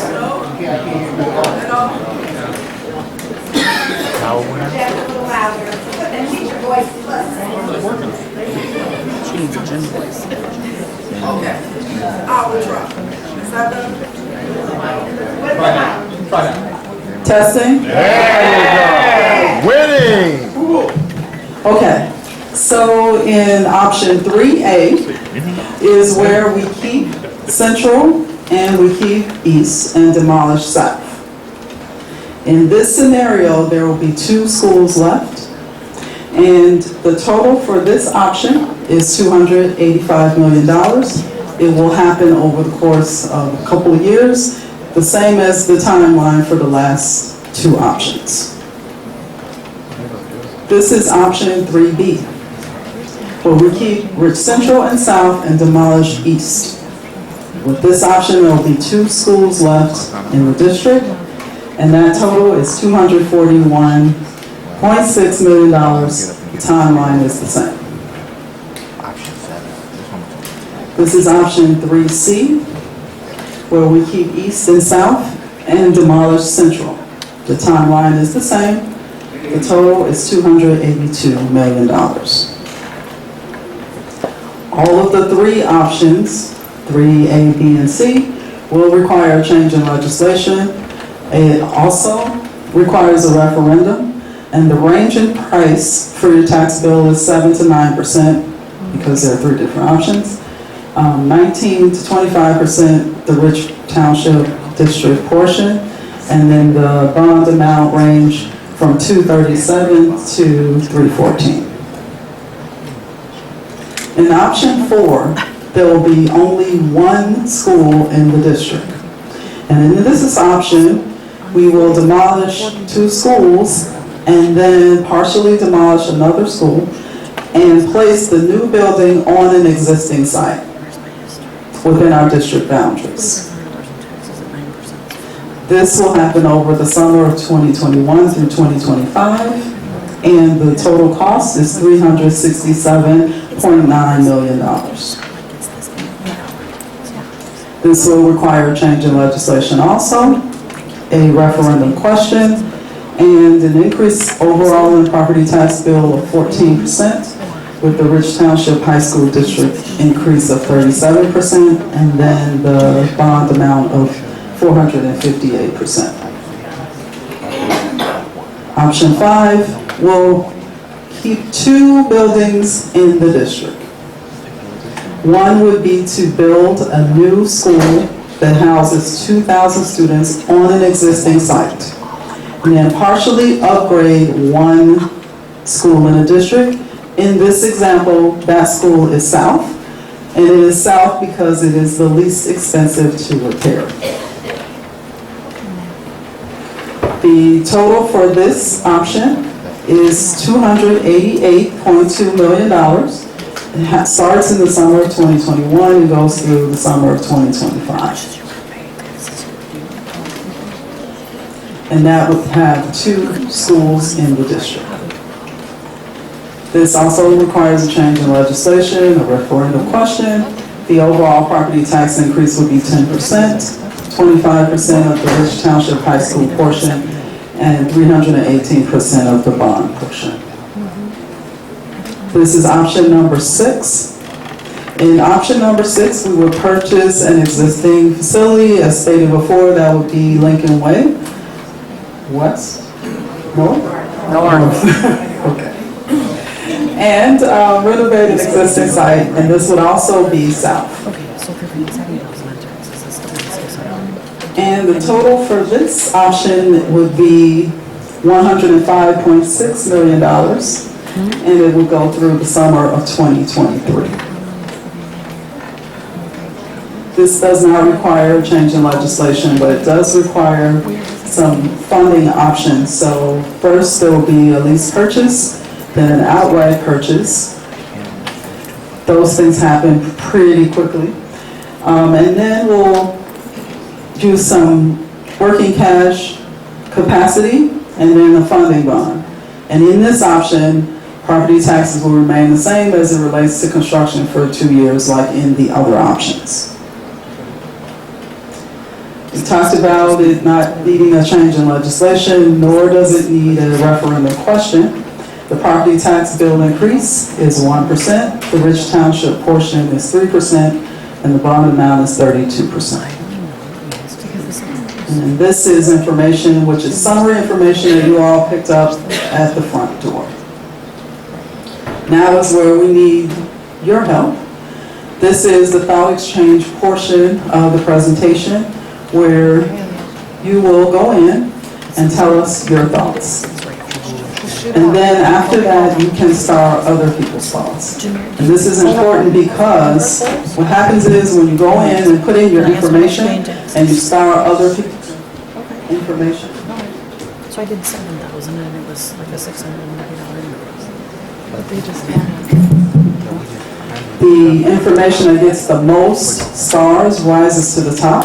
So when the thought exchange people are processing the information, then at that time, those ideas are the ones that create the themes that will be provided to the Board of Education. When you're in the thought exchange, please consider the following questions. Question, of the options presented, which option is most favorable and why? And please indicate the number associated with the option. So be thoughtful when you are in the thought exchange, putting in your comments because other people will see them. And make sure that you take the time to go and star other people's ideas. The thought exchange will be open through July 11th. You can go in now, and you can go in when you get home. You can go in anytime you want between now and July 11th and put in information and then see what other people have said. So I will, my voice is a little louder. Sorry about that. I will, so, you know, I want your individual thoughts. I will come around. If you have a specific question, you need some clarity as you're working through it, I will come around and answer whatever question you have. And then once we give everybody about 15 minutes or so, we're going to then ask you to move to starring. And we'll do 5 minutes of starring, and then after that, we'll open it up for group discussion. So if you have a question, please raise your hand and I'll come by and I'll just be patient with me. No, Dr. Thomas, how long is the community comment portion, once everybody does it in isolation, how long are you going to stay? As long as I answer a lot of questions, yeah. Good questions, Howard.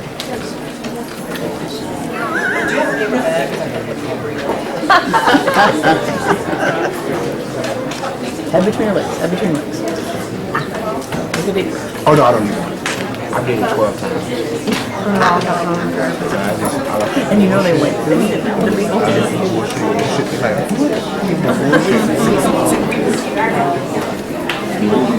if you have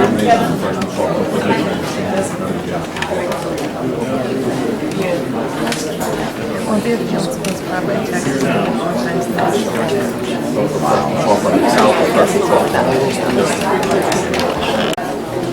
When you said the bill was stock exchange was up, you said there's going to be a firm one. He's not going to let me ask a question.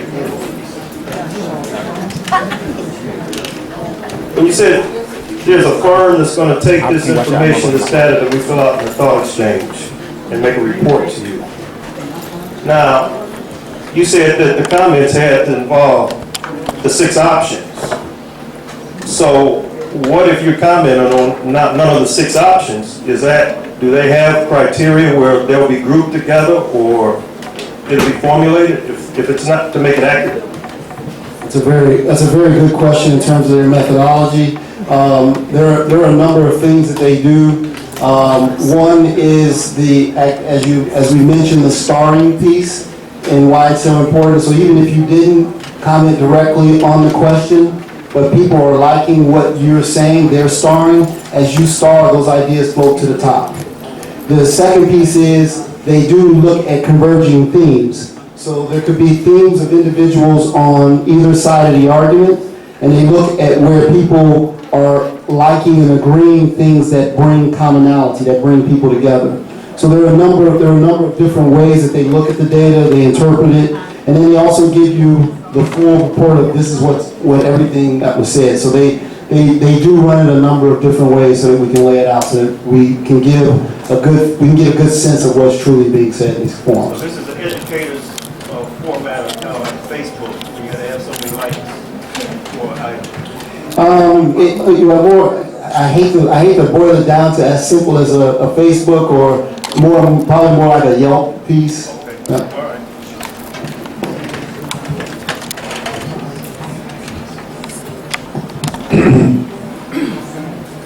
My name is Alfredo Archino, and I'm a resident of the Olympia Fields.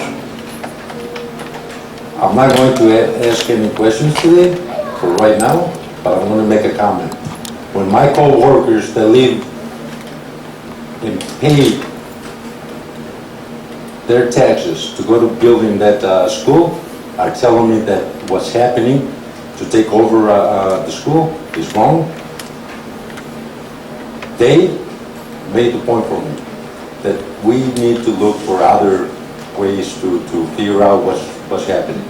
And that's just my comment. I don't have any questions for right now. Thank you. I appreciate that. So I'm in Rich East, and I was wondering, with consolidating down to 2 schools, is the cost analysis of all of these options take into account the fact that we would have less staff, less administration to offset the cost of the changes in these buildings, or are these just cold numbers? So in terms of digging deeper into the information, that is correct. The costs that you're seeing here are just the repairs to the buildings. It's just to fix buildings, to do facilities. It does not include operating costs, which is separate. And would change. And so those things would change with any type of consolidation or any type of move. There would be some adjustment. The other piece too is we believe in terms of supporting our talented teachers, we could provide more depth in terms of what the experiences that our kids get because we're spread out really thin right now.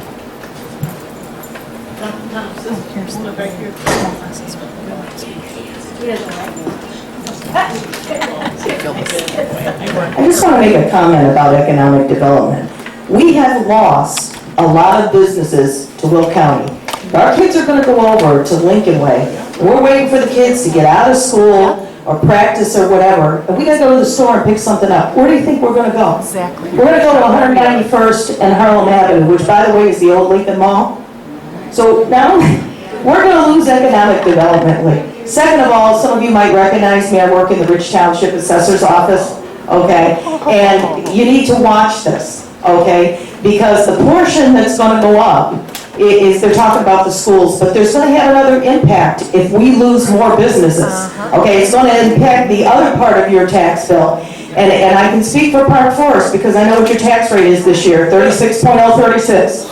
Okay, I saw 22 people myself today at Rich Township about your taxes, so you know what? Yes, ma'am, I saw you and waited on you today. So I want everybody to kind of be mindful of that as we're making the decisions, because we can't afford to lose any more business to Will County.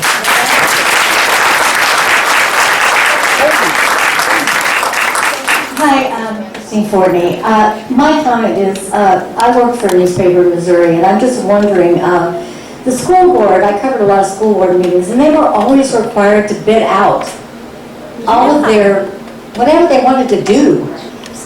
They would put out bids, and it was a standard procedure.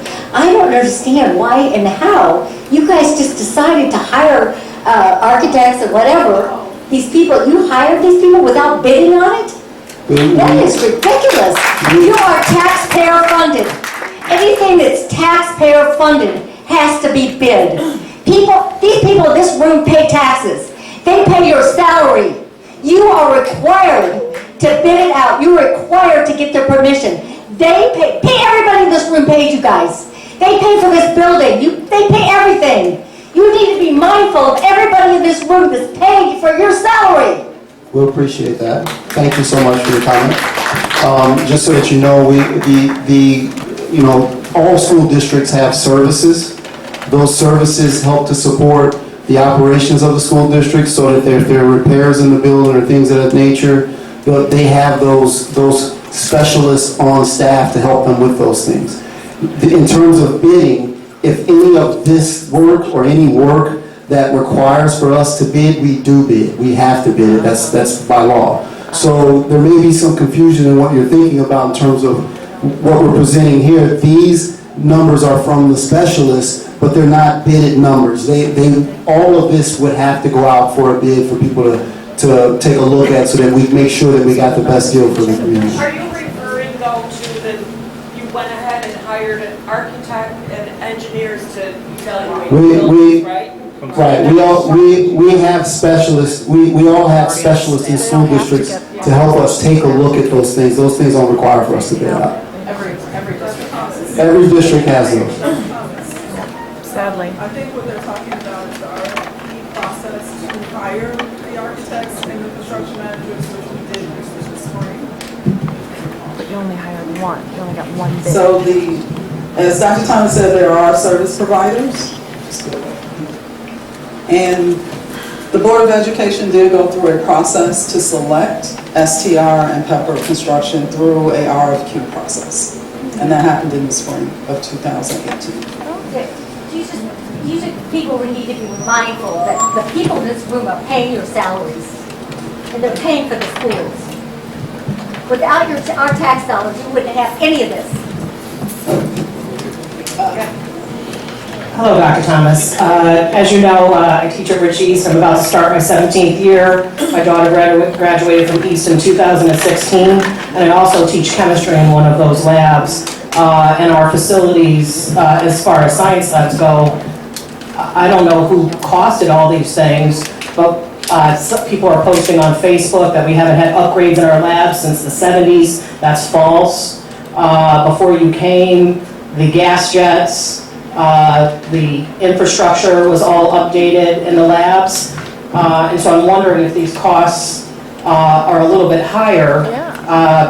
I don't know if we're being provided with a gold-plated gas jet. And then lastly, have any of the people in the Thought Exchange or the district administrators read the Lincoln Way North, Save Lincoln Way North Facebook page, which has some very inflammatory things? I'm with the assessor. We should be working on the fact that we live in a food desert, in a store desert. I don't even know if that's a thing, but why aren't we working to do those types of things so our communities are strong? I didn't move out here and decide to dedicate my life to teach the children of this community to go to Lincoln Way North and cross Arrow. That's right. That is just one of the 6 options. That information should be put on the Thought Exchange so it can be considered. But it's also the only one that doesn't require a referendum. It does. I can't help it, it is the cheapest one. It will. Yes, it will. But wait. Because it fits within our debt structure. We have a question about that. We understand that Lincoln Way North has been stripped of pretty much all of the metal, including the fire suppression systems, the lockers. Everything's been stripped out of the building. That's false. Not everything. Not everything, but a lot of it has. A lot of That's it. false. Okay, a lot of it. Hi, I live in Olympia Fields, and my taxes are already pretty high.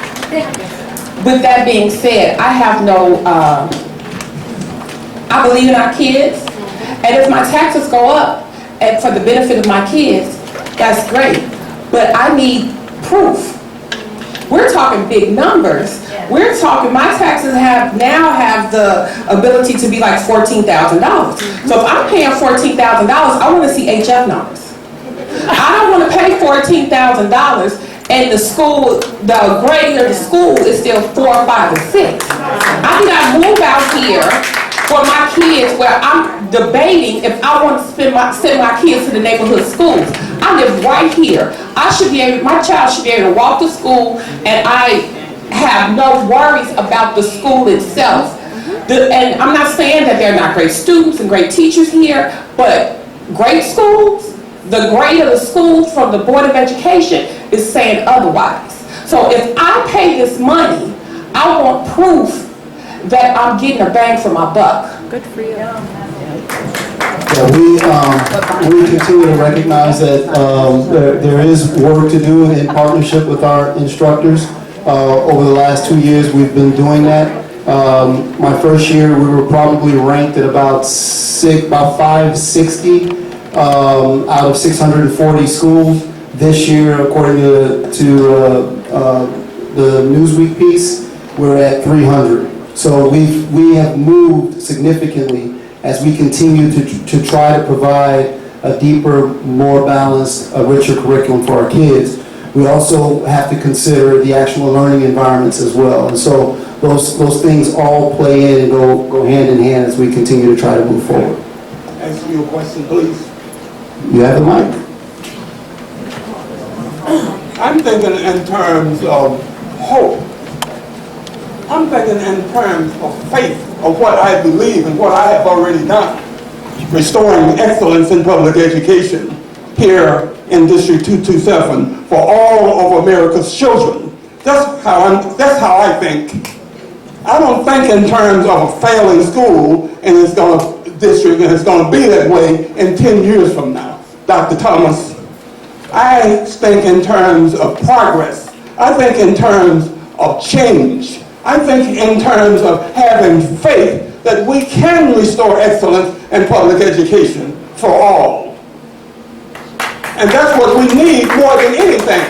That is the challenge of the hour. And nobody is mentioned in there, nobody. Because a lot of people don't think it's possible. But none of that is true. I was a principal in Chicago Public Schools. In 3 years, with me as principal, we took a school off probation in West Englewood and made it a model of educational excellence. If you can do it in West Englewood, in one of Chicago's most crime-ridden, drug-infested communities, you can do it right here in the south suburbs. And we can do it anywhere else in America, much easier. But this is my question, sir. Student enrollment 10 years from now, we don't know that because that's what my aim is, to see that these schools are successful again, to see that all children are educated to the limits of their talents, so that we can have a generation that can explore the stars, conquer the desert, eradicate disease, tap the ocean depths, and encourage the arts and commerce. That's what we want here in District 227, and it is possible. But we need the right leadership. And when I say the right leadership, I'm not talking about you, because I believe you are that leader. I'm talking about getting people on this school board who is willing to work with you instead of waiting for you to make one mistake and get rid of you because they don't like you and not see the value and the worth and can't recognize the excellence in leadership when they see it. But here's my point right here, sir. 10 years from now, based upon continuing failure, or is it going to be based upon restoring excellence in public education? All predictions are based upon often unforeseen events.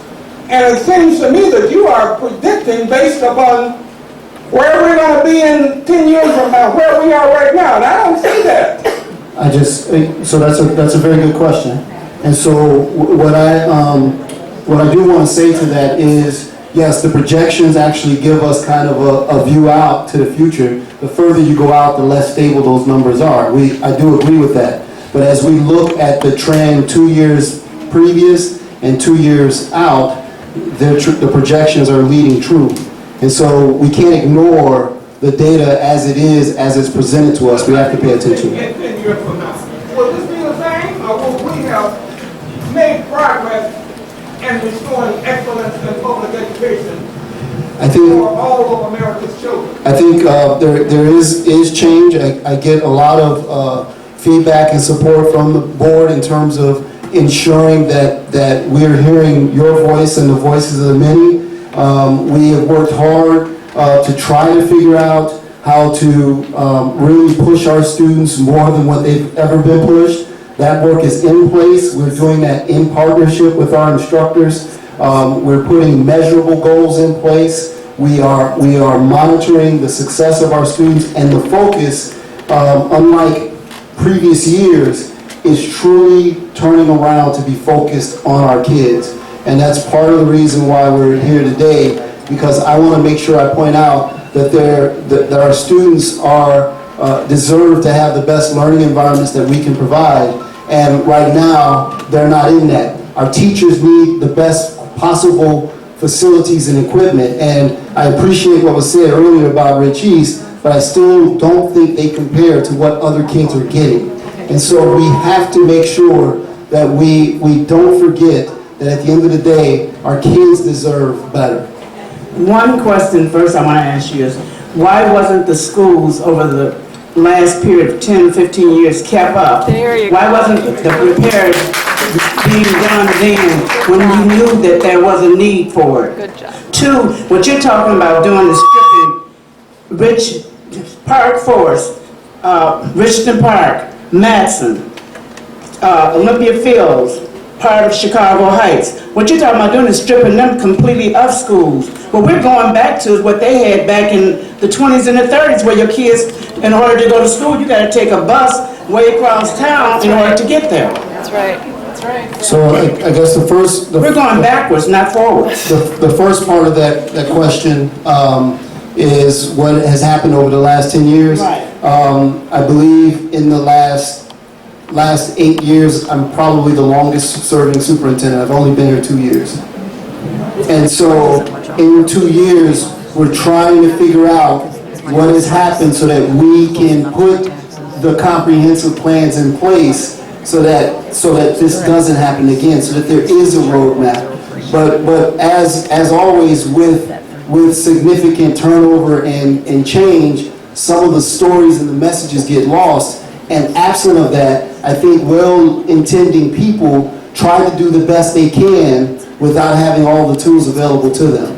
And so this is, at least for me, finishing my second year, starting my third year, my opportunity to try to correct some of these things in partnership with the Board of Education so that we do get the focus back on our kids. What about the schools that's going to be stripped out of all these communities? I don't know what option is going to be chosen. So it's hard for me to comment on something that we haven't decided on yet. Okay. Can I ask my question now? Yeah, I'm listening. Okay. So how many students are you anticipating for your enrollment next year? And how many students do each of the schools house, are they able to have? And then how many students are able to go into the Lincoln Way School? That was all, okay, so first question was how many do we anticipate for next year? We're trending somewhere around that 2,500 number. We've had some early registration pieces. We're still trying to fight through some of the holiday fatigue and getting our families to engage in getting the students registered early so they have all of their schedules and classes and things of that nature. But it's just difficult. So right now, we're actually trending lower than the 2,500. We think that that's going to pick up as it traditionally does as we get closer to the school year. But we're continuing to try to offer more opportunities so that we have a better sense of what those numbers are. But based on the number of students leaving and the number of students coming in from our 8th grade, we're about 200 students short. We got 300 kids come from the elementary school in Rich East. So we know roughly the capacity of each is somewhere around 2,000 at each of the schools. So you have capacity for 6,000 and you have 2,500 school students. Correct. And then how many students can go to that Lincoln Way School? How many does that hold? They have a build capacity of 2,500, a functioning capacity of somewhere around 2,300. So if we have a population, then we're taking this out. Because the other's going to go to Southland. That's where they're going to go. Yeah, I know you got a lot in the room, spread it all out. I just want to be real quick. I first want to say thank you to the Board of Education. And thank you, Dr. Thomas. I know this is not easy. to present to the community and take a lot of daggers and whatnot. But we do have to remind ourselves, I continue to say this, that they are standing here to present the information, so let's listen to it. But as a community, we have the right to voice what direction we want to go in. I want to appeal to the Olympia Fields and Rich Central family. I'm from Rich East. I'm Randall White, Chair of the Park Forest Youth Commission. I'm also on the School Board 163. My appeal to you is to understand, a lot is said about taxes, and I gotta say this every one of these forums that I go into. No one's talking about the social and emotional aspect of the kids. Not at all. We're talking about going from 3 different teams, basketball, to 1 team. We're talking about cheerleading. Those numbers are gonna dwindle down. Whatever sport and whatever activity you're in, those numbers dwindle down. Statistics state that when a child is active in sports and in activities, they excel more in the classroom. No one's talking about that. So taxes might go up in some of our options, but we have to keep, number 1, our community schools, and then we, number 2, have to focus in on the social and emotional aspect of our children. Thank you. I just want to say 3 things. Until we base everything that we do here on love, integrity, and trust, we can forget it. Because if I have my own agenda and everyone in you have their agenda and pursuing that, we're not going to come to one common cause and accomplish that. Love, integrity, and trust. We need to get there. Thank you.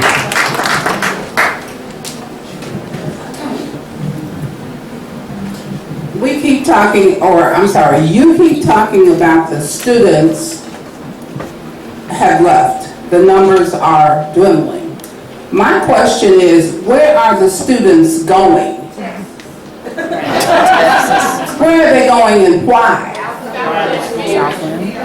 Southland, and guess what? We sat around and did absolutely nothing and allowed Southland to open up. I have 2 children that graduated from Rich South. They both are college graduates as well. Why don't we support where we live? Every time I think about the fact that Southland has East Hazel Press, Country Club Hills, I'm sorry, Olympia Fields, because I'm talking about those of us in the community where our kids should be able to walk to school and get an excellent education, where parents need to support the teachers. We need to start at home. Yes, ma'am. We need to start back to teaching our kids the old way, okay? Not letting the internet, Snapchat, and the rest of it raise our children. We need to go back to old school. If the lady across the street sees you doing something, straighten up. Thank you. Thank you. I have time for 3 more questions. We're going to start here and here. 3 more. Alrighty, so my name is Jameer Atkins. I am a graduate of Rich East High School, class of 2007, and I'm also very much involved in this community. I think that the one thing that we need to start looking at is what I do full-time is marketing and sales. We have a conversation here that should not be done fast. I think that there needs to be an extended amount of a strategic plan that involves the community developing it. One of our feeder schools that just started having conversations about a strategic plan, and I think if we look at that, I know that we're being presented with numbers that saying in 2023 we're going to be at risk of being in a deficit. But if we start moving the agenda to have community involved, to take out the ownership from the Board of Education and the ownership on the administration, and we put a community together that is that is all together encompassing of all 3 school districts and start letting that committee spearhead this conversation to develop transparency, to develop trust between the 2 entities. And then we look at a long-term plan and say, this is what we're going to do, because if we go and buy a building, hypothetically, that is alleged and has not been proven that we want to purchase Lincoln Way North, it is going to put us in a place where we are going to move in a community. When it was originally designed, Lincoln Way North did not welcome this side east of Harlem. But not only that, what we have to look at too is that when we buy a building, it does not resolve the real problem. And the real problem is academic failure. When I was a student here, we said failure is not an option, but now we look up and we have accepted failure in our communities. Our kids are going, there's nothing wrong with community college, but our kids, Southland did this big hooray, 100% graduation rate to majority community colleges. We need to get our bar back raised where our students are able to compete, not just here in Illinois, but across the nation. Because we cannot compete with other ethnic backgrounds because we don't have the rigor of coursework, our teachers are not empowered, and guess what? Our community is not invested the way we need to be invested. And the only way we're going to do that is starting to put the power back in the community hands and holding the Board of Education responsible and the district administration responsible. Thank you. I guess we have 2 more comments, one here and then I believe it was one over here. Just to make sure that we all understand, and I appreciate Jameer, you sitting in on our strategic planning sessions as well, because we do have a strategic plan. I never said in the strategic plan. When you had your visioning meetings, I was not included on that, but I did sit in on your interviewing meetings where you hired all your new administration last year. I appreciate you being active. And just to let it be known, I was taken off of that interviewing committee, and I found out today that I was not included on the associate principal as the PTSO and Booster Club president at Richie's. I was not included in that conversation. There were community members that were called, but how do you call someone who has a partnership with the community and not include them on that conversation? So, Dr. Thomas, that is factual information that you truly appreciate it. I thank you for telling that false story too. Just so that you know, over this last year, from one year to the next, we doubled the number of students that were identified by the state of Illinois as Illinois scholars. That number is still small, but they doubled. And the people that are working within this district are working very hard to challenge these kids. So I truly appreciate your comment. I want to make sure that the community hears that there is work in terms of progress academically. It is moving forward. Well, why we do have goals, we do have measurements, and we are moving forward. I think you had a question back here. Yeah, the presentation is definitely numbers driven, all about dollars. It's come up a couple of times as far as social impact, but has there been any consideration given to the impact of an increased distance of travel for the students and its impact on their education? Yeah, we would, once we get some idea on where we're headed, we will then narrow it down and put more information in terms of impact, pros and cons to whatever the board decides for us to do next. There are just so many options right now. We need to have them narrowed down, and this is a part of us gathering more information. My last comment. There should be. This is my last one. And you're cutting off questions. I have a problem with this. Does anybody else? Yes. You should stay until the questions are answered. Okay, my question is this. I have a need for clarification on option number 6, because I don't understand why, if we're going to consider purchasing a facility that's Lincoln Way, and we're going to consider keeping Rich South open, why can't we combine those dollars and just build a new school in Manchester for all of us? So that is one of the options, to build a brand new school in the area. That is one of the options that is in your package. Building a brand new school that can house all of the kids. In one of our existing sites. So one of the existing ones. It is one of the options. The price when they don't even know where they're building it. Yeah, right. You don't like the 6 options? We started an option 7 petition. Darnell, you want to do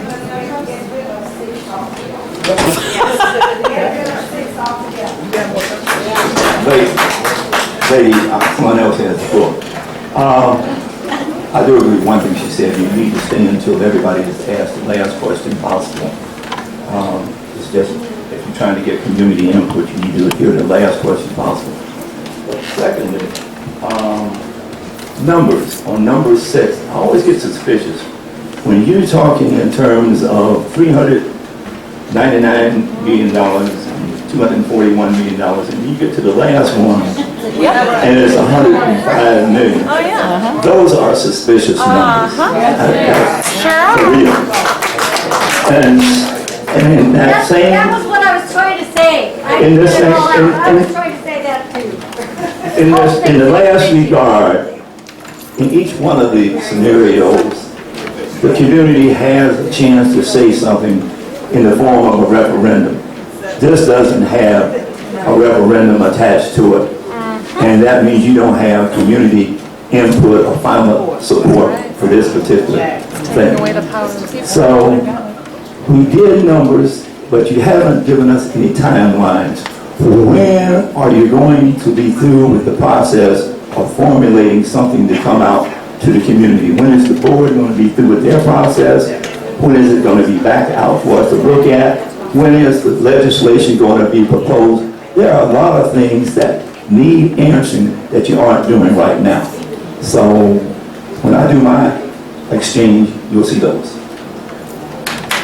Thank you. In terms of timeline, the board hasn't set a timeline. They are in the information gathering phase. They want to hear what's out there before they set any actionable plans in place. They want to hear the input and feedback. That's why a lot of the specific things that you're looking for isn't there. They want to get a sense of what the community is thinking. And so when we present to them what we've heard as a result of these discussions, they will give us further guidance in terms of what to do next. In terms of the options, they are developed on real prices. There is no cook in the numbers. The differences in the cost are what it costs to acquire a facility as opposed to building a brand new one. And so that's why you see such a significant number. There isn't any books cooked or hidden agenda, or the numbers are what they are. So I just want to make sure that point is made. He's been waiting for a while now. Okay. Ed Quinn, I'm a resident of Olympia Fields. We've heard a lot of different things. We heard six options. One of the options have to also include the parents. We are not supposed to put an actual amount on our children's education, but we are forced with that. Younger parents, which will have children that will be in the school district, is the future, cannot afford to move in. Taxes is a real issue that needs to be addressed, that everybody keeps wanting to skirt on. You could throw out 3% increase, 4%, but if we don't have children in these schools, we're still failing. So until we address those problems, we are going to have this problem 5 years from now. It's because you can't have parents, younger parents with children to go to these schools, and you're going to have to still close down Lincoln Way again because you can't fill it up. So you have to address these issues now. I don't think option 6 is the best option. We need to see more real factual information.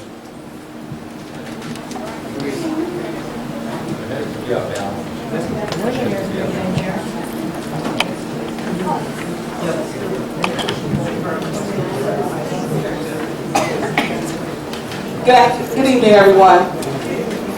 I'm going to mention another option that I've mentioned to our school board president and a couple other folks, which is consolidate from K through high school. We're talking about taxes, and each of these are taxing bodies. And the portion that they're showing up here is just the taxing body for us. But not only am I looking at that we're possibly consolidating the school districts to schools from kindergarten to high school.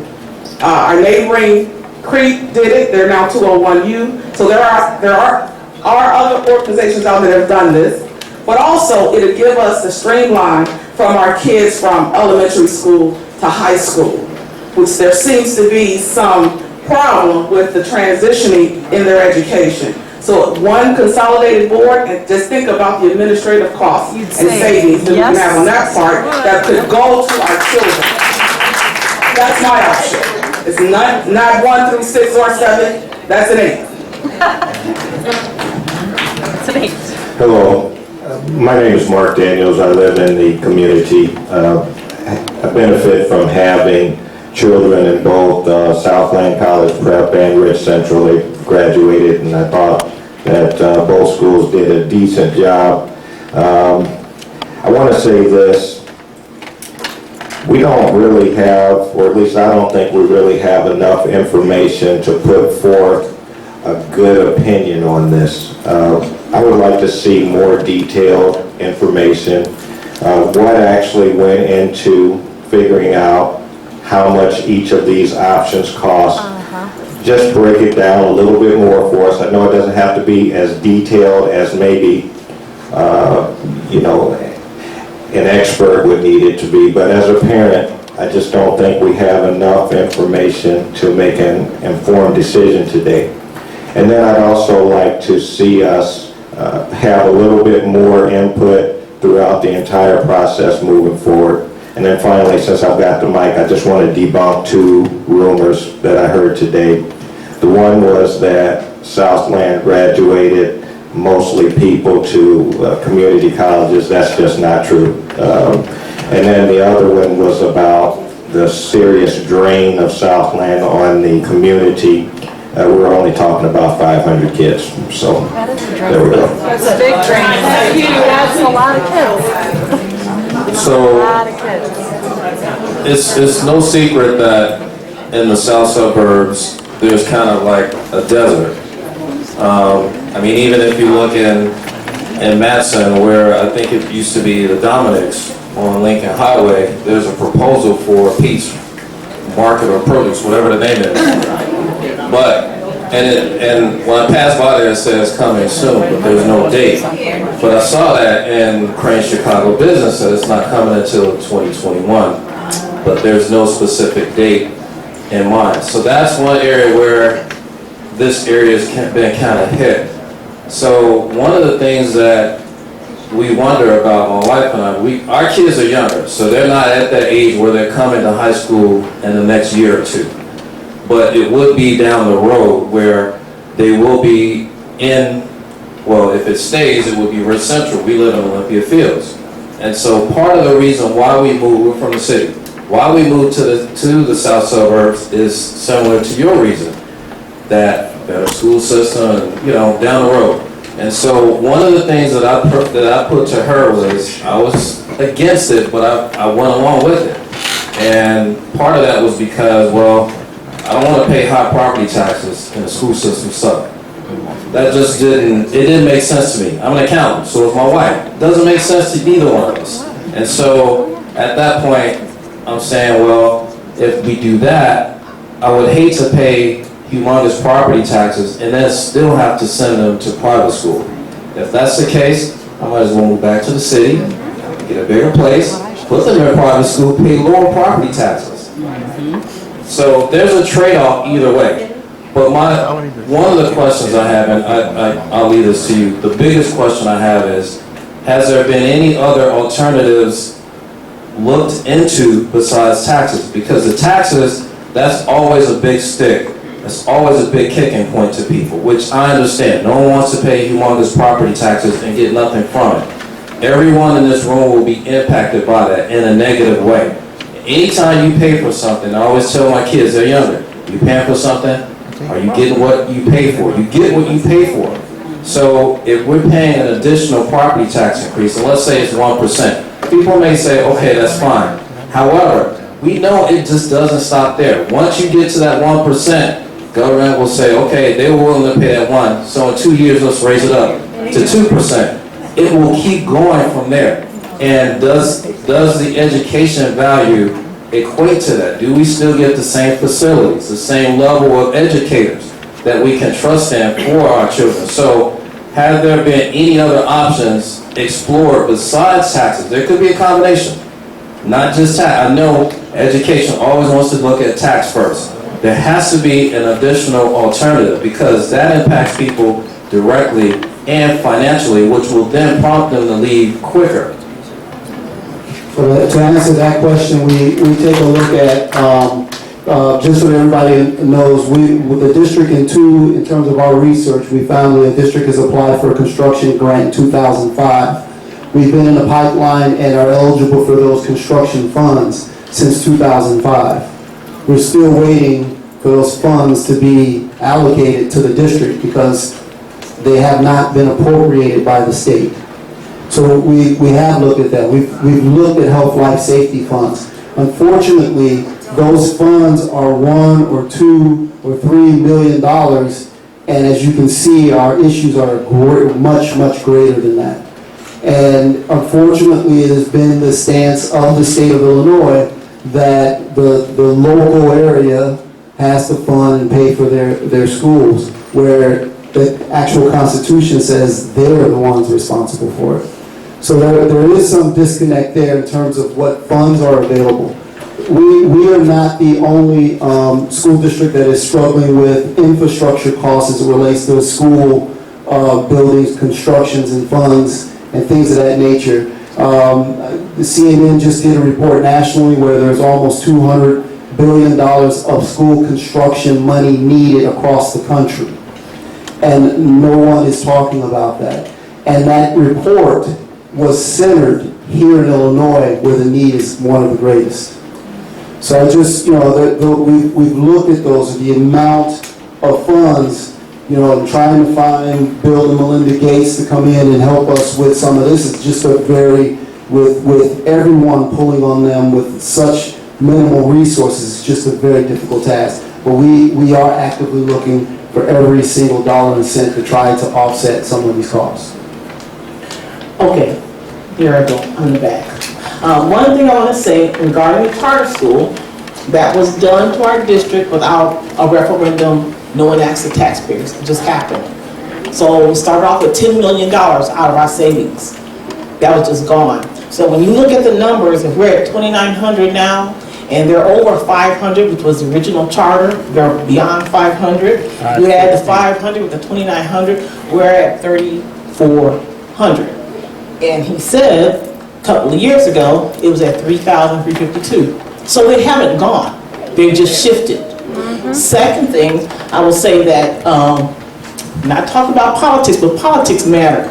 So when you all think about you're not going to vote and you're not going to get involved, it matters from the local all the way to the state to the presidency. So with the new governor, they have abolished that Illinois Charter School Commission that was giving out charter schools based on political affiliations. Because had that happened before, Southland would have had to come to us and say, do you want a separate school to take money out of this school? Also, most people don't know, you start as a freshman at Southland. If your kids or you don't like it and you decide to come back to 227, that money stays with Southland.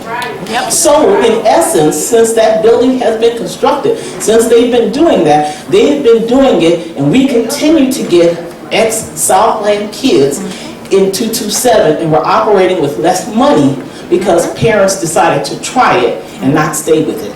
I don't see too many, I don't know any, and it may be somebody's in here who actually left 227 and went to Southland, because then they would have to be paying for them out of their money. So that's how that works. Secondarily, or my main focus, and yes, I'm a teacher here, my kids all went to East. When my stepson went to here, he took German or Latin.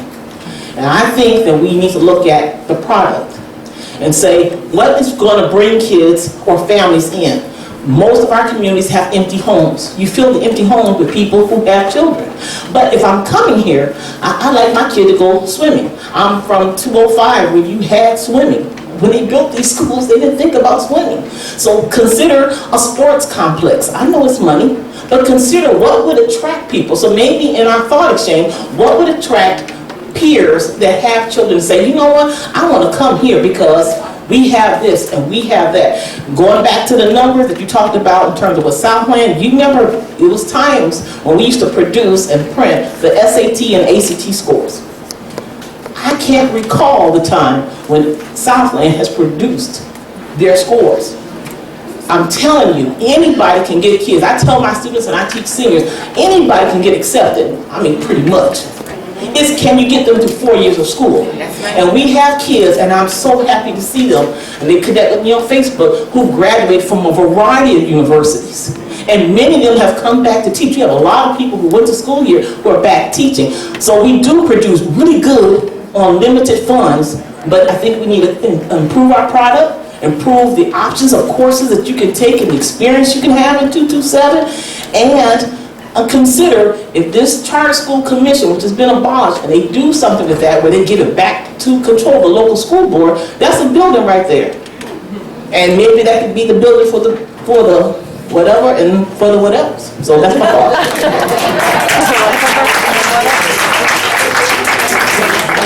So these are going to be my last three. If you have questions for me afterwards, I will stay and answer those questions, but I'm going to send everybody home. Like we've got to let everybody get out of here.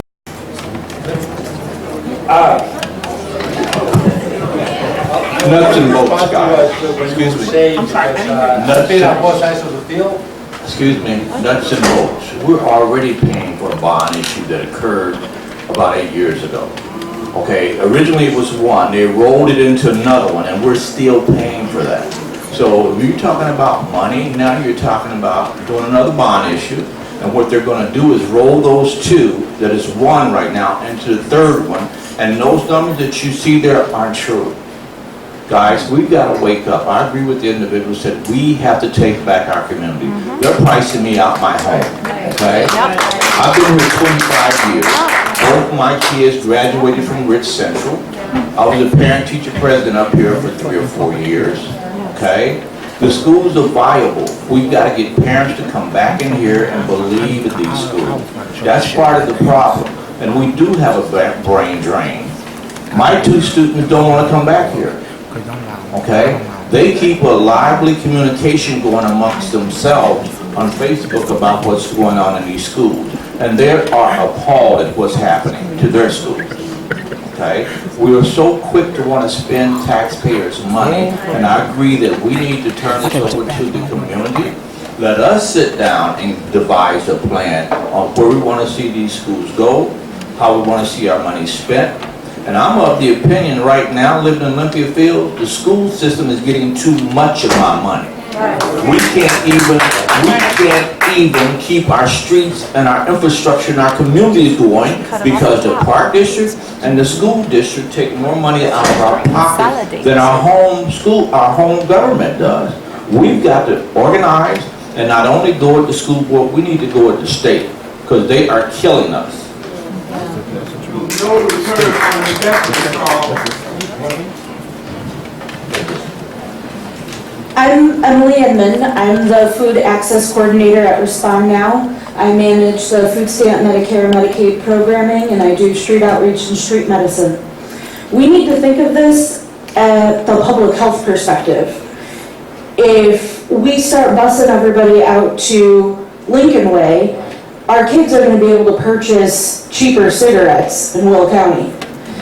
Any of the low-income families that have county care or next level health or Meridian, if those kids get hurt over in Will County and they get sent to one of those urgent care centers, they can't use their health insurance there. Wow.